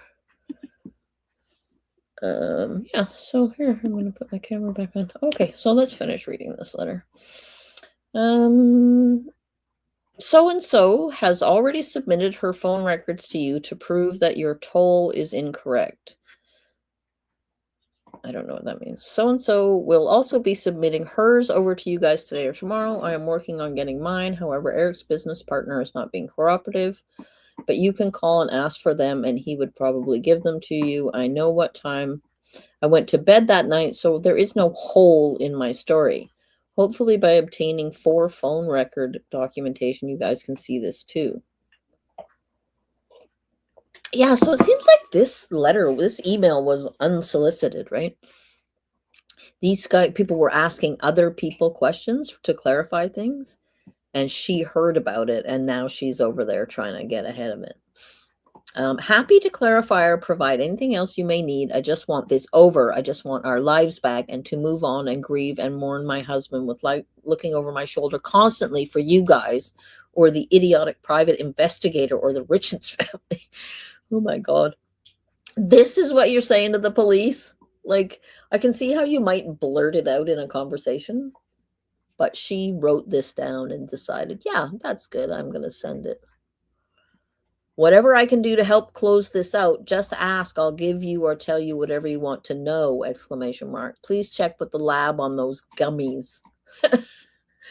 She really thinks that somebody's going to fall for there was so much fentanyl in the gummies that it was a 5 times overdose. Sure. P.S. Chad, I hear you also know our good friends, blah, blah, blah. Their son and my son play on the same soccer team. When Eric passed, so and so took over coaching. You guys could even chat with them if you feel necessary.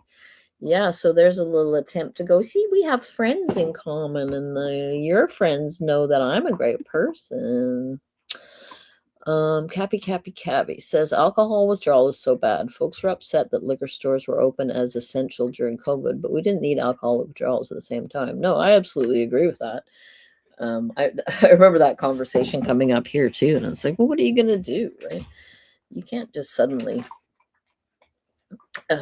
like alcohol withdrawals are dangerous, right? They're life threatening. You can die from the DTs. Little Whisker says, I used to smoke pot, but went to gummies for stomach pain due to my Crohn's. It's cheaper too. Yeah, I like gummies too, but I find they're too unpredictable for me as a professional driver. I have to know that whatever it is out of my system when I need it to be. I can't be messing around with something that might cause me to be less than fully sober when I'm on the road with a whole bunch of little kids. I don't think there was THC found in his system. No, I agree with that. I quit smoking in November 21 at 46 years old. I started at 15 in Eastern Europe. Nicotine vape. Yeah. Yeah, smoking is, I still miss it. I don't know that I will ever get over it. There were times when I was a smoker that I felt like smoking was literally what I did. Like, that's what I do. And everything else was like, I'm washing the dishes now. And when I'm done, I'm going to have a smoke. And I'm going to work now. And like, everything was leading up to my next smoke. That was basically it. Like, I'm a smoker. That's what I do. And everything else is killing time between cigarettes. Yeah. It's quitting cigarettes. They say it's up there with quitting heroin in terms of the difficulty of doing it, because of it operates in the same way that with heroin, like, you, after a certain amount of time, you're not even getting high anymore. You're just stopping yourself from getting sick. And it's the same with nicotine. You're just topping up the amount in your blood just to feel normal, right? And you never get that actual original first. I remember very clearly. I remember the first cigarette I ever smoked. I was 8 years old, and we were living in Montreal, and I was down by the lake with this little French kid whose name was Raymond Burr. And what I remember is the minute I finished smoking that cigarette, I wanted another one. And I suspect that that's because it was the first thing. Like, I fell out of a window when I was 2, and I think I have had sort of a little bit of PTSD since then. And when I smoked that cigarette, it calmed that PTSD.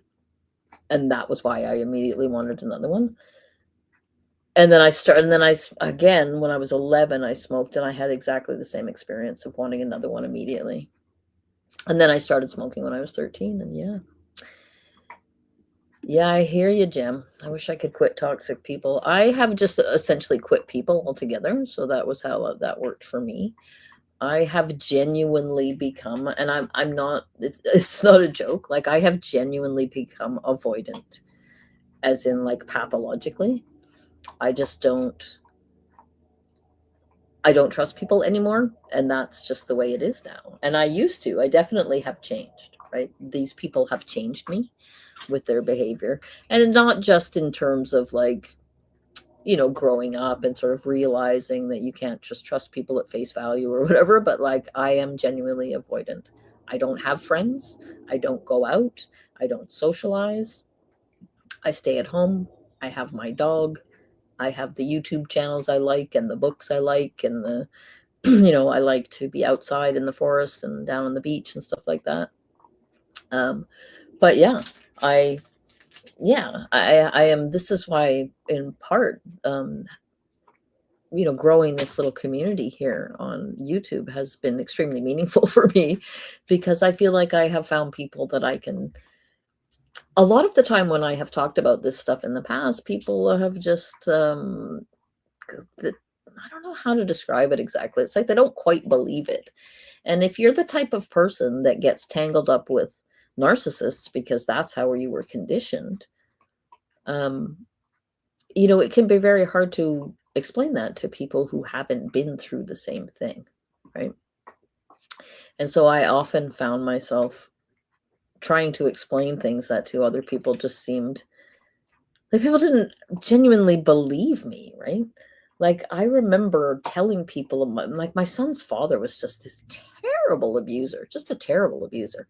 And I wasn't even with him for very long. But he was one of my social group, right? And after I left him and I told everybody about all the things they did, everybody was like, they just sort of shrugged and carried on being friends with him, right?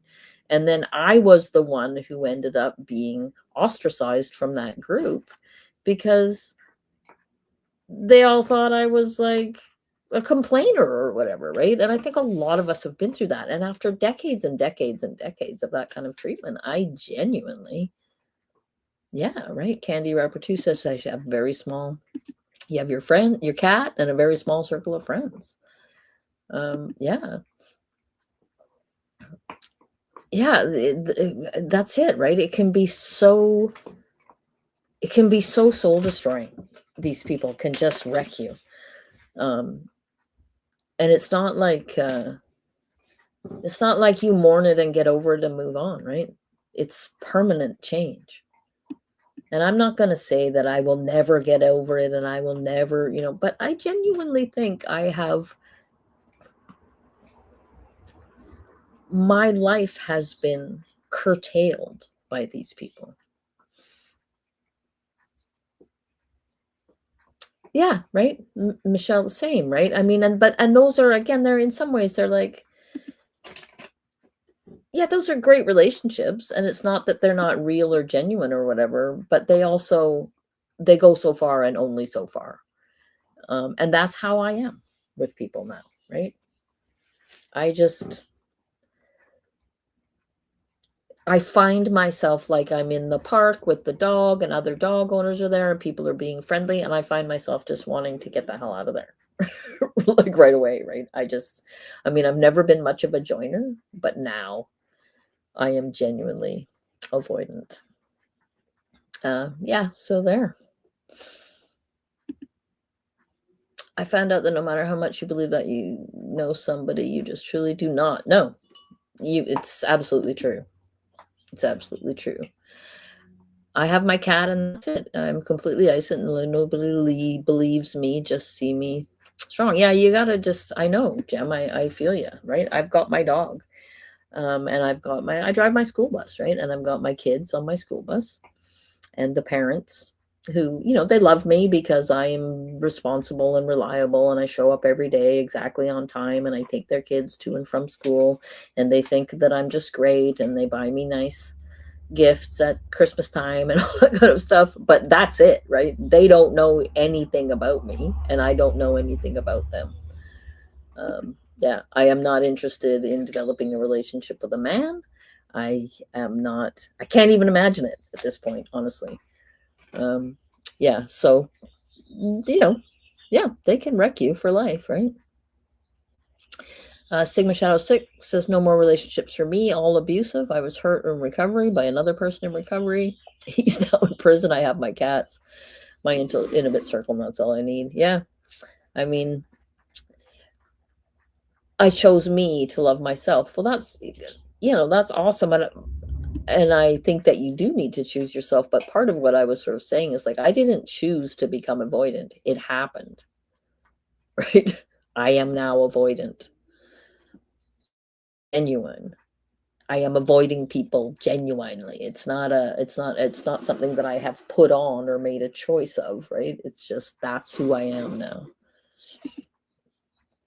Cappy says, my previous job was driving me crazy because some of my coworkers were treating me so badly and the rest were just acting like it was normal.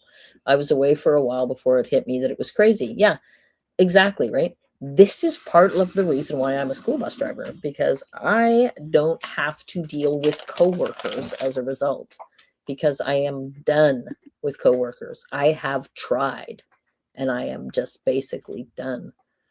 Um, Dreadful Penny. So Michelle is responding. Yeah, Dreadful Penny. Yes, exactly. My client relationships stay that way. Clients. We're all friends every 6 weeks and I care about them. I'll be 60 in July and have no desire to date anyone ever again. Yeah, I'll be 60 in August and I feel the same way. And my relationships are like, exactly, right? Even my boss at the other school that I drive for, super nice guy. I literally met him walking dogs during COVID, and he like, I ran into him on the street one day, and he was like, "Oh my God, I'm so glad I ran into you. Do you, do you want to come and work for me?" And he is super nice, and he's always sort of trying to, like, he's got a girlfriend and everything. It's not a romantic situation or whatever, but I just have to keep rebuffing any attempts at like, oh yeah, we should get together at the weekend. Oh, my band's playing. You should bring your, that kind of stuff. Where like, yeah, no, nope, nope, nope, nope.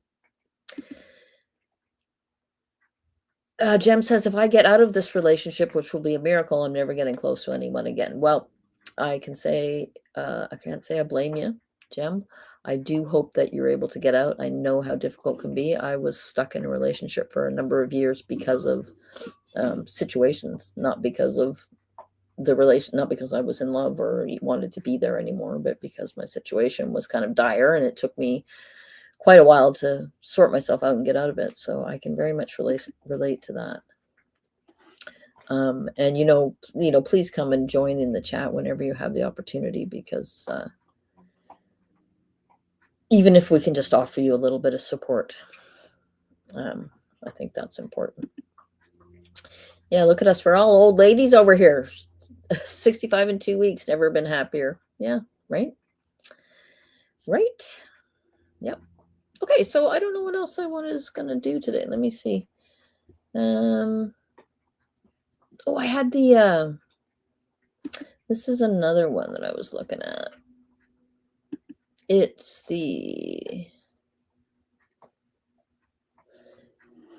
so this is the transcript of the phone call between, oh God, Jem, that sucks. Caring for your abuser. God, that is not great. I wish I was able to offer you some kind of advice, but I mean, I don't know what you can do in the UK. I think you're in Brighton, right? Are there services there that you can access? 42 on 420. Is that your birthday? Is 420? Mary O'Neill, 68. 3 acres and I managed it all by myself. Oh, nice one. Good job. Wow. Today I was gardening, Mary. You were blowing snow out of your driveway. I was digging in the garden, getting ready for the plants. Michelle de Mateus, I love being a single mom to my 25-pound orange boy, Angus. Orange cats, they're the greatest, who's 12. And my 10-pound, 10-year-old gray and black tabby, James. Angus is part Maine Coon. Oh, that's big. Big sissy mama's boy, yeah. I mean, they all are. But yeah, so this is the transcript of a prison call between Kouri and her brother Ronnie. After they found the what do you call it? Yeah, the only time the American dates are superior. Yeah. After they found the walk the dog letter in her cell, this is the conversation that she has with her brother. So I thought we might just have a look at that. I haven't really gone through it yet, so I don't know. I don't know. But anyway, I'll read it out for a bit and we'll see how we go. So Ronnie, hey. Kouri, hi, what are you doing? Ronnie, so working. So what? You can call but not text? Kouri, I guess so. I don't know. There has to be some kind of mix-up because the guy that did my disciplinary action yesterday, he never said that I couldn't text message. He said I had to video call. So, but then Ronnie, oh yeah, maybe.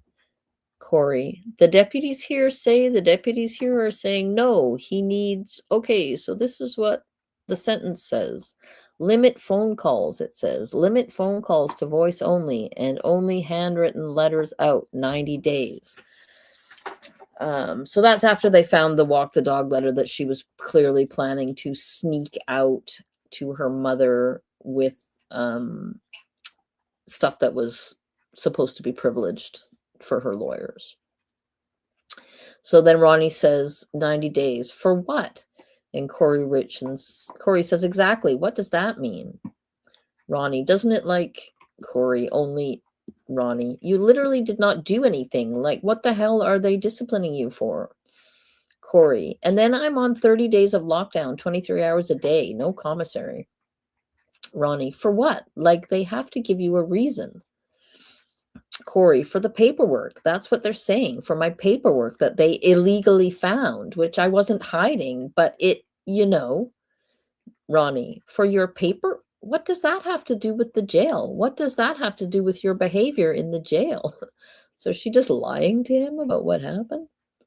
Kouri, well, I guess the jail gets to do disciplinary action too, is what they're saying. The jail does disciplinary. Ronnie, again, for what? Kouri, and the court. And they're like trying to say like my paperwork was contraband. Ronnie, contraband? Kouri, yeah.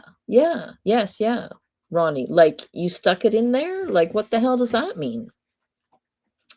Kouri Richins, well, it doesn't make, they just tried to stack as many things on there as they could. Like there's 3 different, they called them findings, and they're all, Ronnie, contraband means any item that's relating is illegal to be possessed or sold. Kouri, yes. Ronnie, like what the fuck are you talking about? Kouri, I know. It doesn't make any freaking, hold on 1 sec. Oh, I don't know what she said. Anyway, I have no idea how one freaking relates to the other. Ronnie, it doesn't. These fucking piece of shit Park City police told the jail what to do. Yeah, sure they did. Kouri, yeah. Ronnie, that's what fucking happened. Kouri, that's what it comes down to. Well, and they just keep saying it's a letter. It was never a letter. Like it was part of a freaking book. Like it was never a letter. It was never in an envelope or, Ronnie, it was part of the book you're writing? Kouri, yeah. So I was writing this book so basically it's like everything that happened up until like the detention hearing, and Ronnie, yeah.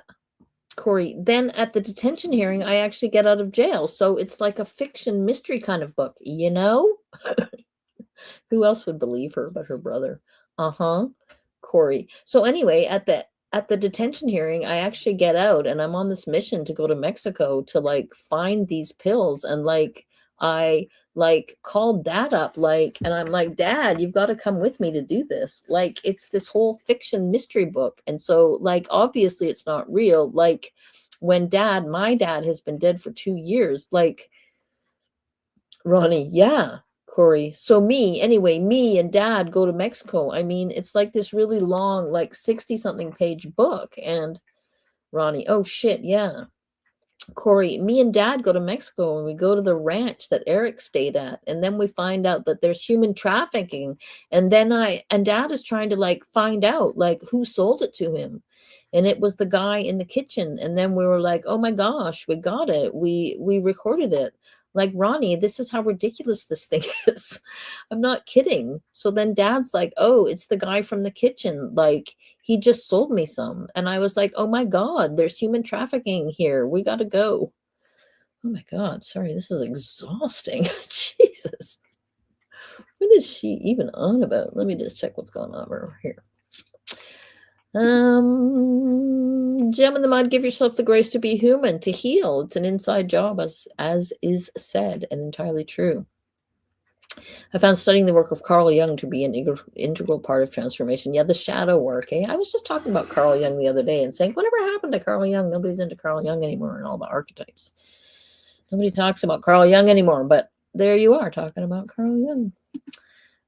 Is there anything in there about her and her dad going to Mexico? Not in the walk the dog letter, there isn't, but she's referring to something that I don't think actually exists, or that we certainly haven't seen it. Yeah, right? She laid the dang blueprint for witness tampering with each stroke of the pen in that letter. She absolutely did. Yeah, Carl Jung's great, but I was just literally thinking, yeah, I'm sure there's more than one boss lady. But like Jung was like, I don't know, in the 90s and the noughties, I think. Like, I just was realizing recently that I hadn't heard anybody talking about Jung for a long time.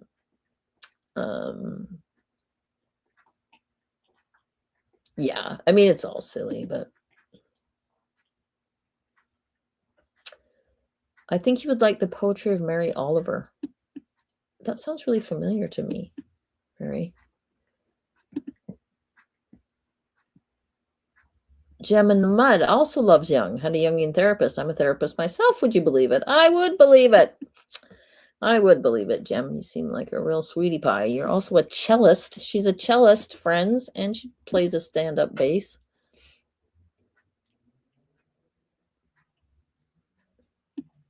Okay, people, other writers. Okay, let me finish reading this. Okay, so she's like, oh my God, there's human trafficking here. We got to go. Anyway, so we go back across the border. I get arrested because I was out on bail and not supposed to leave the state. I write you and mom like this letter from Mexico prison. And I'm like, get me out. Like, you got to come. Like, all this stuff, you know, like, dot. You got to tell them. And like, I can't believe this is happening. And then I get out of Mexico jail and then the trial starts. And then I write about the trial. Who's testifying. Like, they literally took those papers out of the story. Mr. Ronnie Darden then says, oh my God, are you serious? Like, no, Ronnie, she's lying. Kouri, yes, that's what I'm trying to say. It's like a 65-page novel. I mean, that would be a novella, but okay. They read the whole thing, and on the front of the novel, this is the worst part. On the front of the book, it literally says, these are true events that have happened in my life, but the statements, the events, or this is surrounding, it says something like, these are surrounding the events of my life, but the statements, the events, and the way that it plays out have been falsified for a fiction novel. It's called To Hell and Back. None of this can be used against me. This is only a book. So they read the whole. Ronnie, are you fucking serious? Kouri, yes, this is why this is crazy. So they read the whole book, but only took out the 3 pages that they sent to them, knowing that that's what it said on the front of it, knowing that I'm talking about going to Mexico with my dad that's passed away. Like, what? Ronnie, I have some more questions about that because, yeah, it definitely does not read that way, like, at all. Obviously, because they pick and choose. Kouri, they pick and choose. And it even talks about, like, I said something about, I want Sky to get me white strips or something like, dot. And then the thing is, so like, I get locked down because I got like white strips in, and like I put like, I don't know, some girl told on me or something.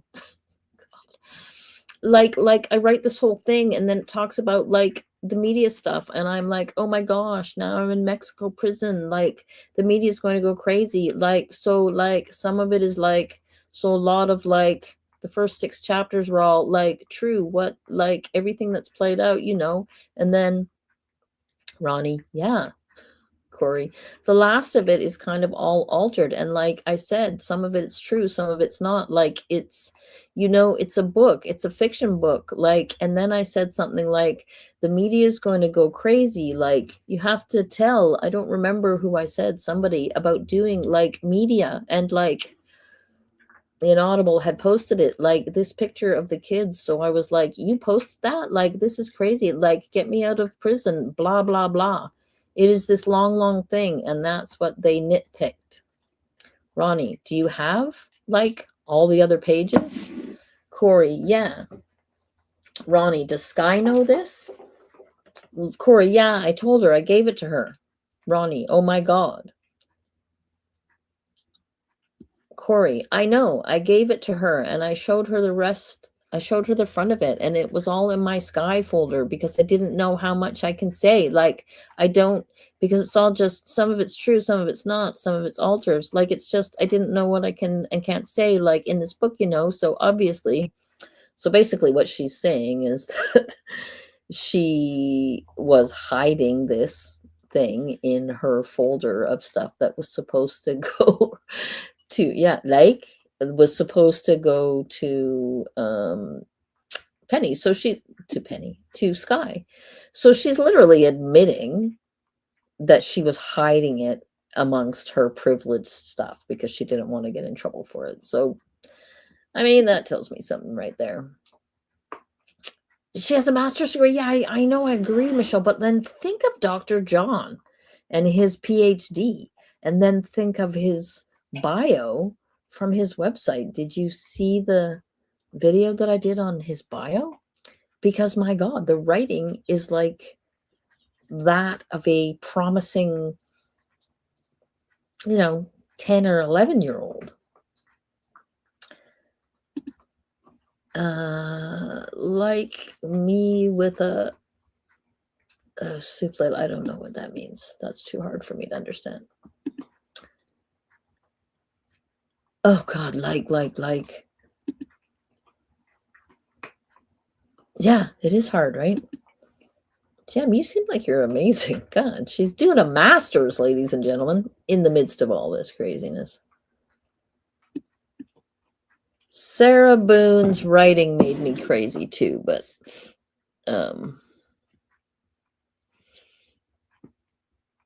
yeah.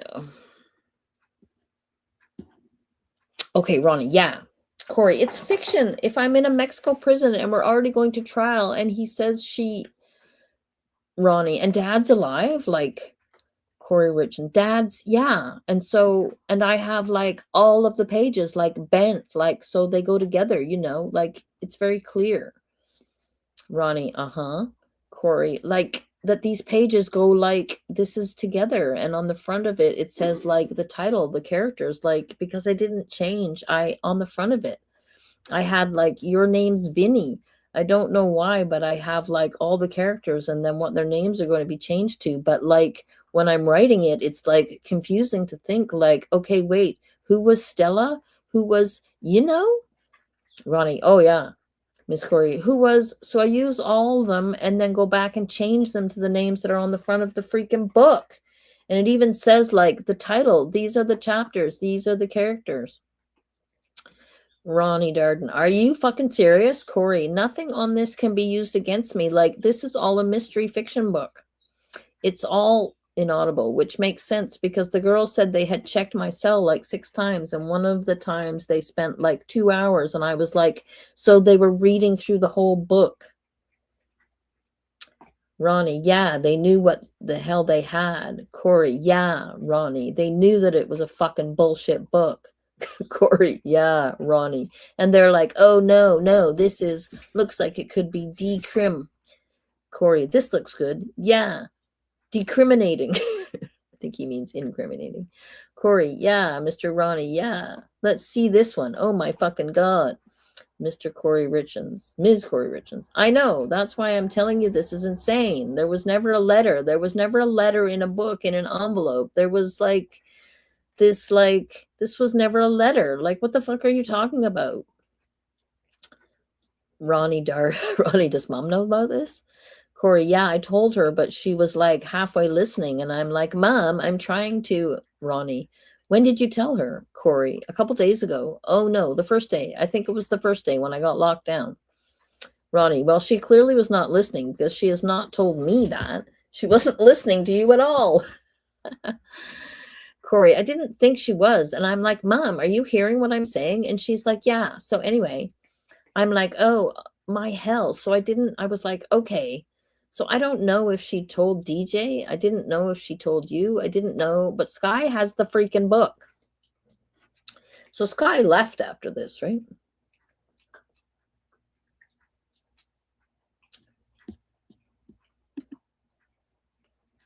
Yeah, I mean, Sarah, my God. Krennic was amazing. She's a lot like Letitia. Yeah, Letitia Stoke. She's leaning in hard on the book. Yeah, it sounds like she's trying to convince Ronnie to me, but also sounds like Ronnie is very happy and delighted to be convinced. So, this is the kind of like, I mean, she's, Ronnie's obviously one of her flying monkeys, right? And he's going to believe everything she says because he probably believes that she's in it. Yeah, they're a bunch of knuckleheads. Yeah, that's a great way to describe them, Carolina. I never wanted to say it out loud, but yes, Dr. Yan definitely presents like an old lady. Why wouldn't you want to say it out loud? God, he's so annoying. Okay. So, Ronnie, this is the first time hearing about it. Yeah, it was pretty interesting too. Like they go and we're like, Dad and I, like we're hunting and we like the Mexican guys were up on the cliff and we have to pretend like, you know, like how we are. Like Ronnie, it's such a detailed book. I'm not shitting you. Like, what the fuck, man, is happening? And then like when we find out Marco, the guy in the kitchen, is the one that sells the pills and we get some from him, but then there's all these like 15 and 16-year-old girls that are like getting human trafficked because they have this like 4th of July party. And like, Ronnie, why did they have a 4th of July party? That doesn't make any sense. Okay. Kouri, yeah, I know. And it even says in there, like, we like Mexican, like, we don't know if they're going to have a party, like an Independence Day, Kouri, because we're in Mexico. But Ronnie, oh, Kouri, yeah, because I had just gotten like released on the detention hearing and I wanted to get to Mexico, like, right, ASAP. So it was like we were getting to Mexico like on the 3rd. And then like Dad says, well, this will be perfect. Maybe they'll just celebrate anyway. And that's when like the party and drugs will come out. Whew, she's tiring. So I am wondering if she really did write something like this. Because I mean, I don't believe that she was writing a novel. I think that's completely bullshit. But I do wonder if she was writing a, you know, a fake novel that she could then sneak in the little, you know, the little walk the dog letter as part of this novel. And get you know, that's how she could disguise it. So it may be true that she wrote some 65-page piece of garbage, but it's also probably true that law enforcement were not born yesterday. So that's my take on that. Okay. Where was I? Oh, because I had just gotten like released. Okay. And I was like, okay, cool. You know, good idea. And then we find out that they really are having a party and like they bring in truckloads of beer and all this stuff. But really, it's not just a party. It's a sale of like human trafficking girls. Like, sounds like a fascinating story. Just really excellent writing. Mr. Ronnie Darden, yeah, Kouri. And I write how like all the guys and women are dressed to the T, but then like they have these like 15 and 16-year-old girls with them that are like their makeup's running down their face and they're like, you know, like rocking back and forth, like you can tell they're so drugged. And then I overhear a conversation with some guy that's like, hey, I'll give you 10 grand for that girl. And that's when I find out like it is really Ronnie. Oh my God. No, dude. Everyone is blowing. Apparently, I don't know. You know, I don't watch the news, but no, they're all blowing up about this. Kouri. Yeah. Like Ronnie. So that's fucking unreal. Kouri. Like at one, you know, at some point, I hope Sky's going to say like what it really is. Ronnie.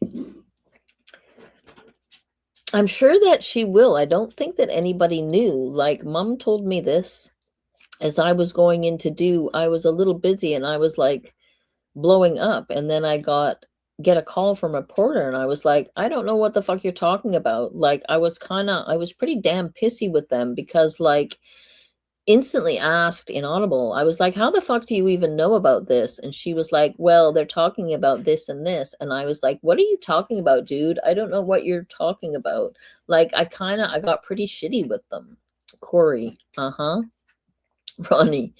But yeah, no, like apparently you're freaking, it's all over the damn place. So I mean, that's real good now. I'm sure that Sky's going to come out and say it. Kouri, I hope so. It's even like dated back to when like it's so crazy how like out of context everything is. It's interesting to me that her novel is exactly the same as the story that it was that same witness that Allie Staking told, right? About Eric putting drugs in her suitcase. Where was I? And it's like, oh, they took those pages, but they forgot the rest of it. Ronnie, well, duh. Kouri, right? Like, Ronnie, yeah, no, it makes Sky's thing was actually really good. Like they did it illegally, first of all. Secondly, the gag order doesn't fucking like it's already out in the public docket. It's already out in the public eye. Like they're trying to fuck her entire trial. Kouri, Ronnie, even if this comes out, even when it comes out as being a book, like, well, still, like, this is all they're trying to fuck her entire trial to taint a damn jury. Kouri, Ronnie. And it's obvious that's what they're doing, Kouri, right? Ronnie, because they're that desperate. It is unbelievable. Kouri, and that thing you were looking for the other day, they did not do it. I'm telling you, it was not done intentionally. Ronnie, the thing I was looking for the other day, Kouri, yeah, the inaudible. Ronnie, oh yeah, inaudible, yeah. Kouri Richins, Ronnie, they didn't do it intentionally? Kouri, intentionally did not do it. No, they did. They did intentionally? Kouri, not do it. Ronnie, you just said they did not do it. Kouri, yeah. Ronnie, yeah. This is like the Keystone Cops over here. Kouri Richins, it was never done. That specific thing was never done, and they made sure it was never done intentionally. I don't know what she's talking about. Yeah, that is bonkers, Ronnie says. Kouri, yeah. Ronnie, these fucking morons. Kouri, because if it was done, it would show, Ron, that they fucked up. Kouri, yeah. Ronnie, yeah, holy shit. Kouri, yeah, I can't. Ronnie, inaudible. No, she didn't. Kouri Richins, huh? Ronnie, go ahead. Kouri, oh no, I knew she wasn't like paying attention when I'm like trying to tell her, but you know how she does. Ronnie, yeah, well, Mom was just on the phone with Sky and she said you're not allowed to call her anymore. Kouri, wait, what? Mom was just Mom texted Sky just saying, hey, this is what Kouri, I can't text for 90 days and do this, that, and the other, whatever. I just wanted to let you know. And I guess Sky told her she can't talk to her on the phone anymore, you on the phone anymore. Kouri, what? She just barely said that. Ronnie, yeah. And I was like, yeah. And I was like, what did you say back to her? And I was like, well, no, think again. And she goes, I didn't do anything, but Mom did not hear you worth a damn. She definitely was zoning out when you said that. Otherwise, she'd say something if she's still referring to it as a letter. Kouri, oh my gosh, it was never a letter. So it sounds like the mom is calling it a letter. Ronnie, I know, this is fucking inaudible. Kouri, well, you'll have to explain it to her. Ronnie, I am. I'm going to call her as soon as I get off the phone. Kouri, well, it's going to hang up in a minute, so I just wanted to check in. Tell her. Ronnie, well, cool.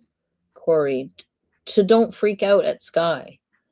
Ronnie, I'm not. That's all. I was like, so she had like this whole thing she was going to write. I was like, no. Just say, nope, think again. Sky's going to file whatever she wants, but you can't tell a mother not to talk to her daughter.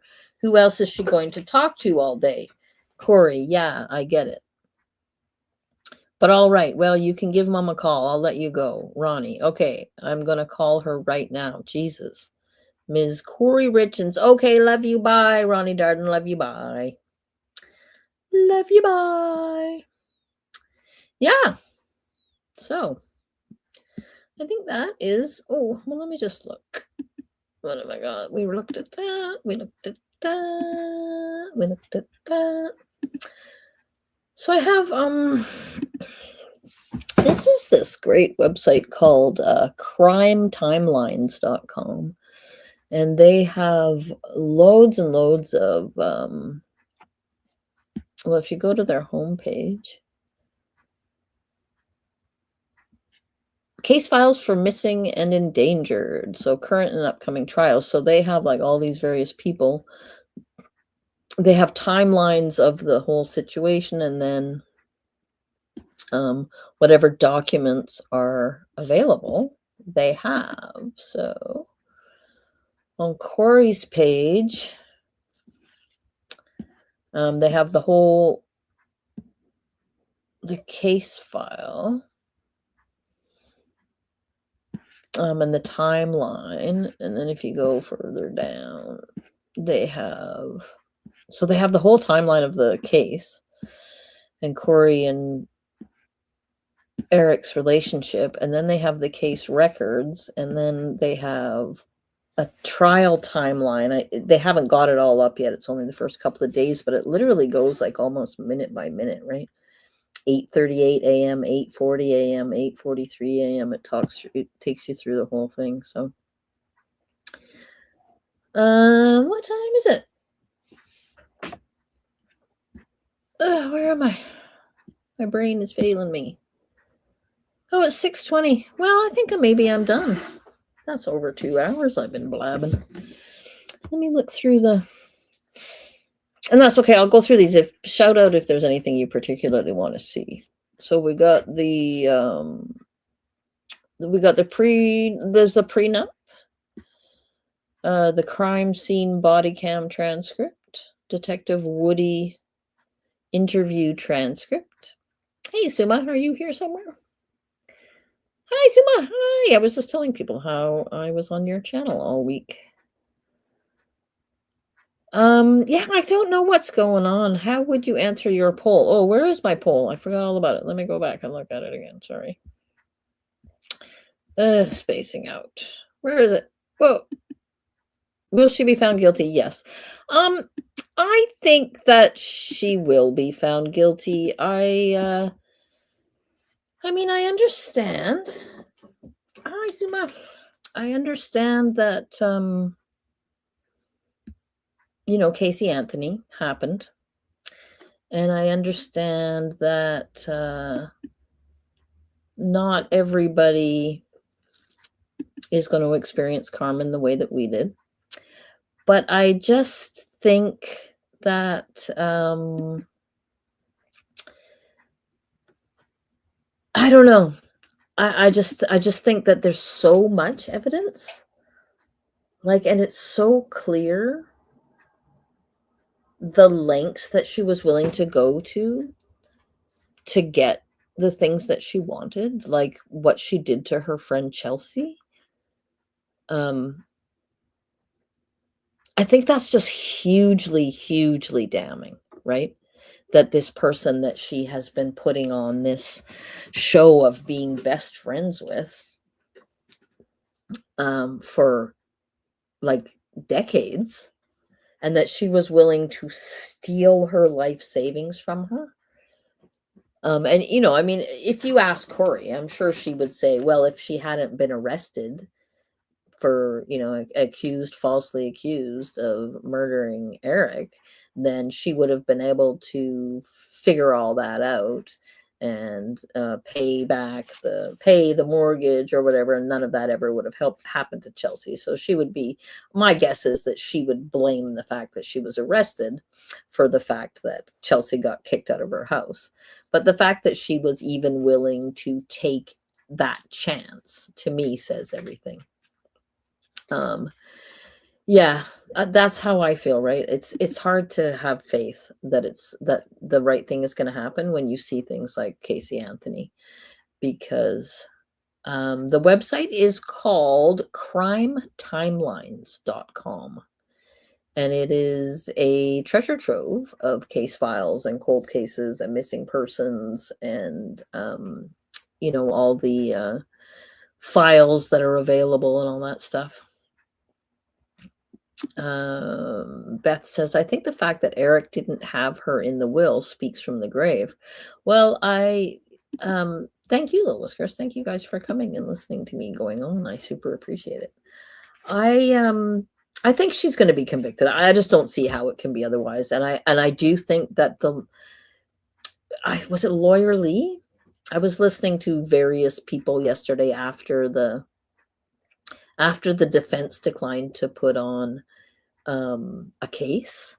I was listening to various lawyer takes on that, and I can't remember who said it. It was either Lawyer Lee or JD, A Lawyer Explains, who said that in 90% of cases where the defense does not put on a case, 90% of the time the defendant is convicted. So those are pretty good odds. Suma says, I think closing arguments will be important, but I would be surprised if the jury doesn't see what we see. Yeah, I agree with you.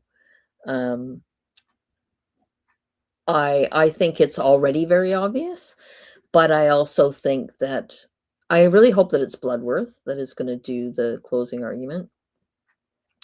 And I think that, the closing argument is the place where they tie it all together and they do the whole narrative and they put all the little bits of evidence in their narrative that they showed you all the way along. And I suspect that he will do a good job of it.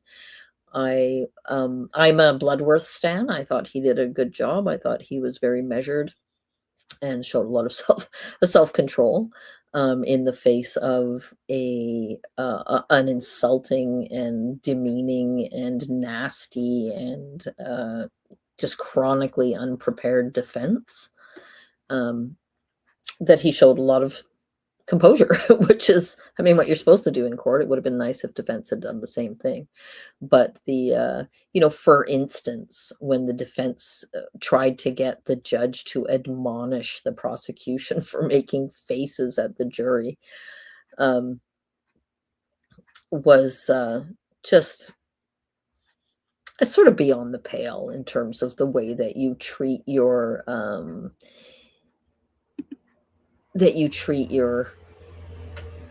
co-counsel. I just thought it was really disgusting. And the jury wasn't there, obviously, and didn't see it. But for those of us watching, I thought it was very telling. And on the screen now is the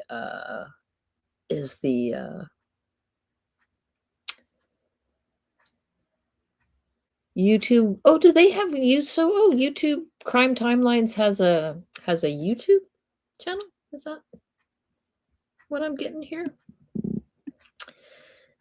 Boss Lady, is that what that is? Link to Crime Timelines, but that's a YouTube. It's showing a YouTube.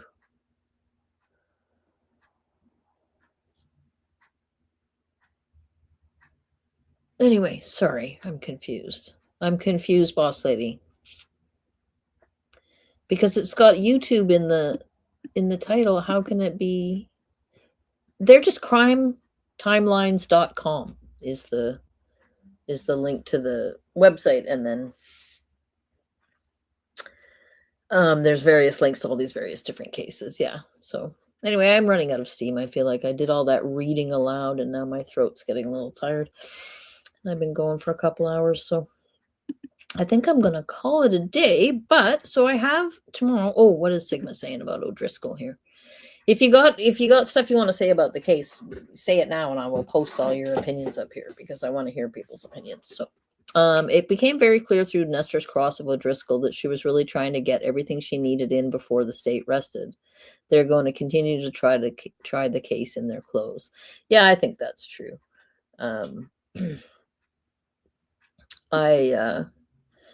I just don't think they did a very good job, and I think that they tried to replace the substance of their case with attitude and rudeness and accusations and intimations and stuff, like the way that she was trying to make the way that Kathy was cross-examining the private investigator, as though him doing his job within the bounds of the law was somehow seedy or underhanded or skating on the edge of legality or whatever. Like, that's kind of all they had was nasty inferences and attacks and that sort of thing, right? So bye, the Whiskers, glad you could make it. So yeah, I just wanted to let people know I am also going to do a live tomorrow night for some Sarah Boone calls. A little bit of a change, and then I'm gonna stream. I'm off for 2 weeks because it's spring break, so I am going to. Yeah, the private investigator was great. Oh, I wanted to tell you, Suma, if you're still here, you were saying that the private investigator reminded you of a British detective. And I literally that very day was watching an old episode of Coronation Street, and there was a police detective on there that looked literally exactly like the private detective. Yeah, so I am going to stream the closing arguments. Yes, that is my plan, because I have no work for 2 weeks because it's spring break now and school buses are parked. So yeah. So I have 4 o'clock tomorrow for Sarah Boone, and then 7:30 on Monday for closing arguments. And then again 7:30 on Tuesday for verdict watch if they have not come to a conclusion by the end of the day on Monday. What do people think? Kouri in Canada. Well, actually, Kouri's been in Canada, Gem, forever. I've been watching Kouri since when I was in England in the 80s, in like 1987. I watched EastEnders because that was the cool one to watch. But then when I came back to Canada, you could watch CBC, which is our national TV channel, has been playing Coronation Street since then. And I have watched it since then. But also, you can go on YouTube and find yourself all the old ones. So I started watching Coronation Street like in 1989 or something like that. Yeah, fair enough, Inner Psychic. I get you. I want to get through those prison phone calls though, so I'm gonna carry on with that. But I feel you. I can understand why you don't want to hear from Sarah. I completely lost track of what I was just saying. Completely lost track of what I was saying. Oh, Coronation Street. Yeah. So you can watch all the old ones. So you can literally go back. I don't know. They're not, they get taken down because I don't think you're allowed to put them up, but you can go back and watch them right from 1960 when the show started. I am currently watching 3 different timelines of Coronation Street. I am in 1982, 1970, and 1962. And I watch them like literally they will just be on in the background of my life, and I feel like they are that I know them all personally. So yeah, love Coronation Street. Absolutely love it. Patrick Stewart, he was very much like Patrick Stewart. He reminded me, he was like a conglomeration of various different people. The Patrick Stewart, and then also I can't remember the guy's name, but one of the bosses of George Costanza from Seinfeld was who he also kept putting me in mind of. Neighbors, yeah, with Kylie Minogue. I watched Neighbors when I lived in the UK. We watched Neighbors. And we were all just blown away. We Canadians were like these little 22-minute shows and stuff. It all seemed so John Smith, nice to see you. Glad you could make it, even though you got here kind of late in the day, but still. Yeah, okay, I'm gonna go. I could blather on for hours, but I am getting a little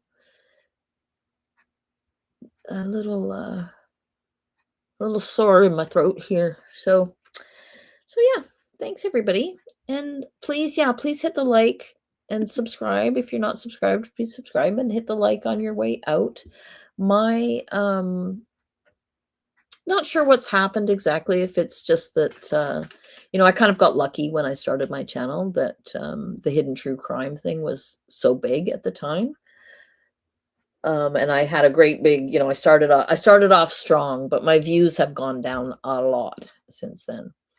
And I don't know if it's because I don't know honestly how YouTube works, how the algorithm works, how any of that works, but the more interaction I get, the more likely it is that videos will actually show up in your timeline if you are subscribed. So yeah, thanks, and happy, is it spring yet? Almost next week, right? Next week will be the first day of spring. So yeah, happy springtime, and I will see everybody. Well, if you're here, I will be back live tomorrow at 4 to do some Sarah Boone calls. And until then, bless you all and thank you for coming. Hi, Bryce's Pants. Nice to see you. I've been located. I don't know what that means, but nice to see you anyway. And I'm glad you've been located if that's what you wanted. Bye for now. Thanks, everybody.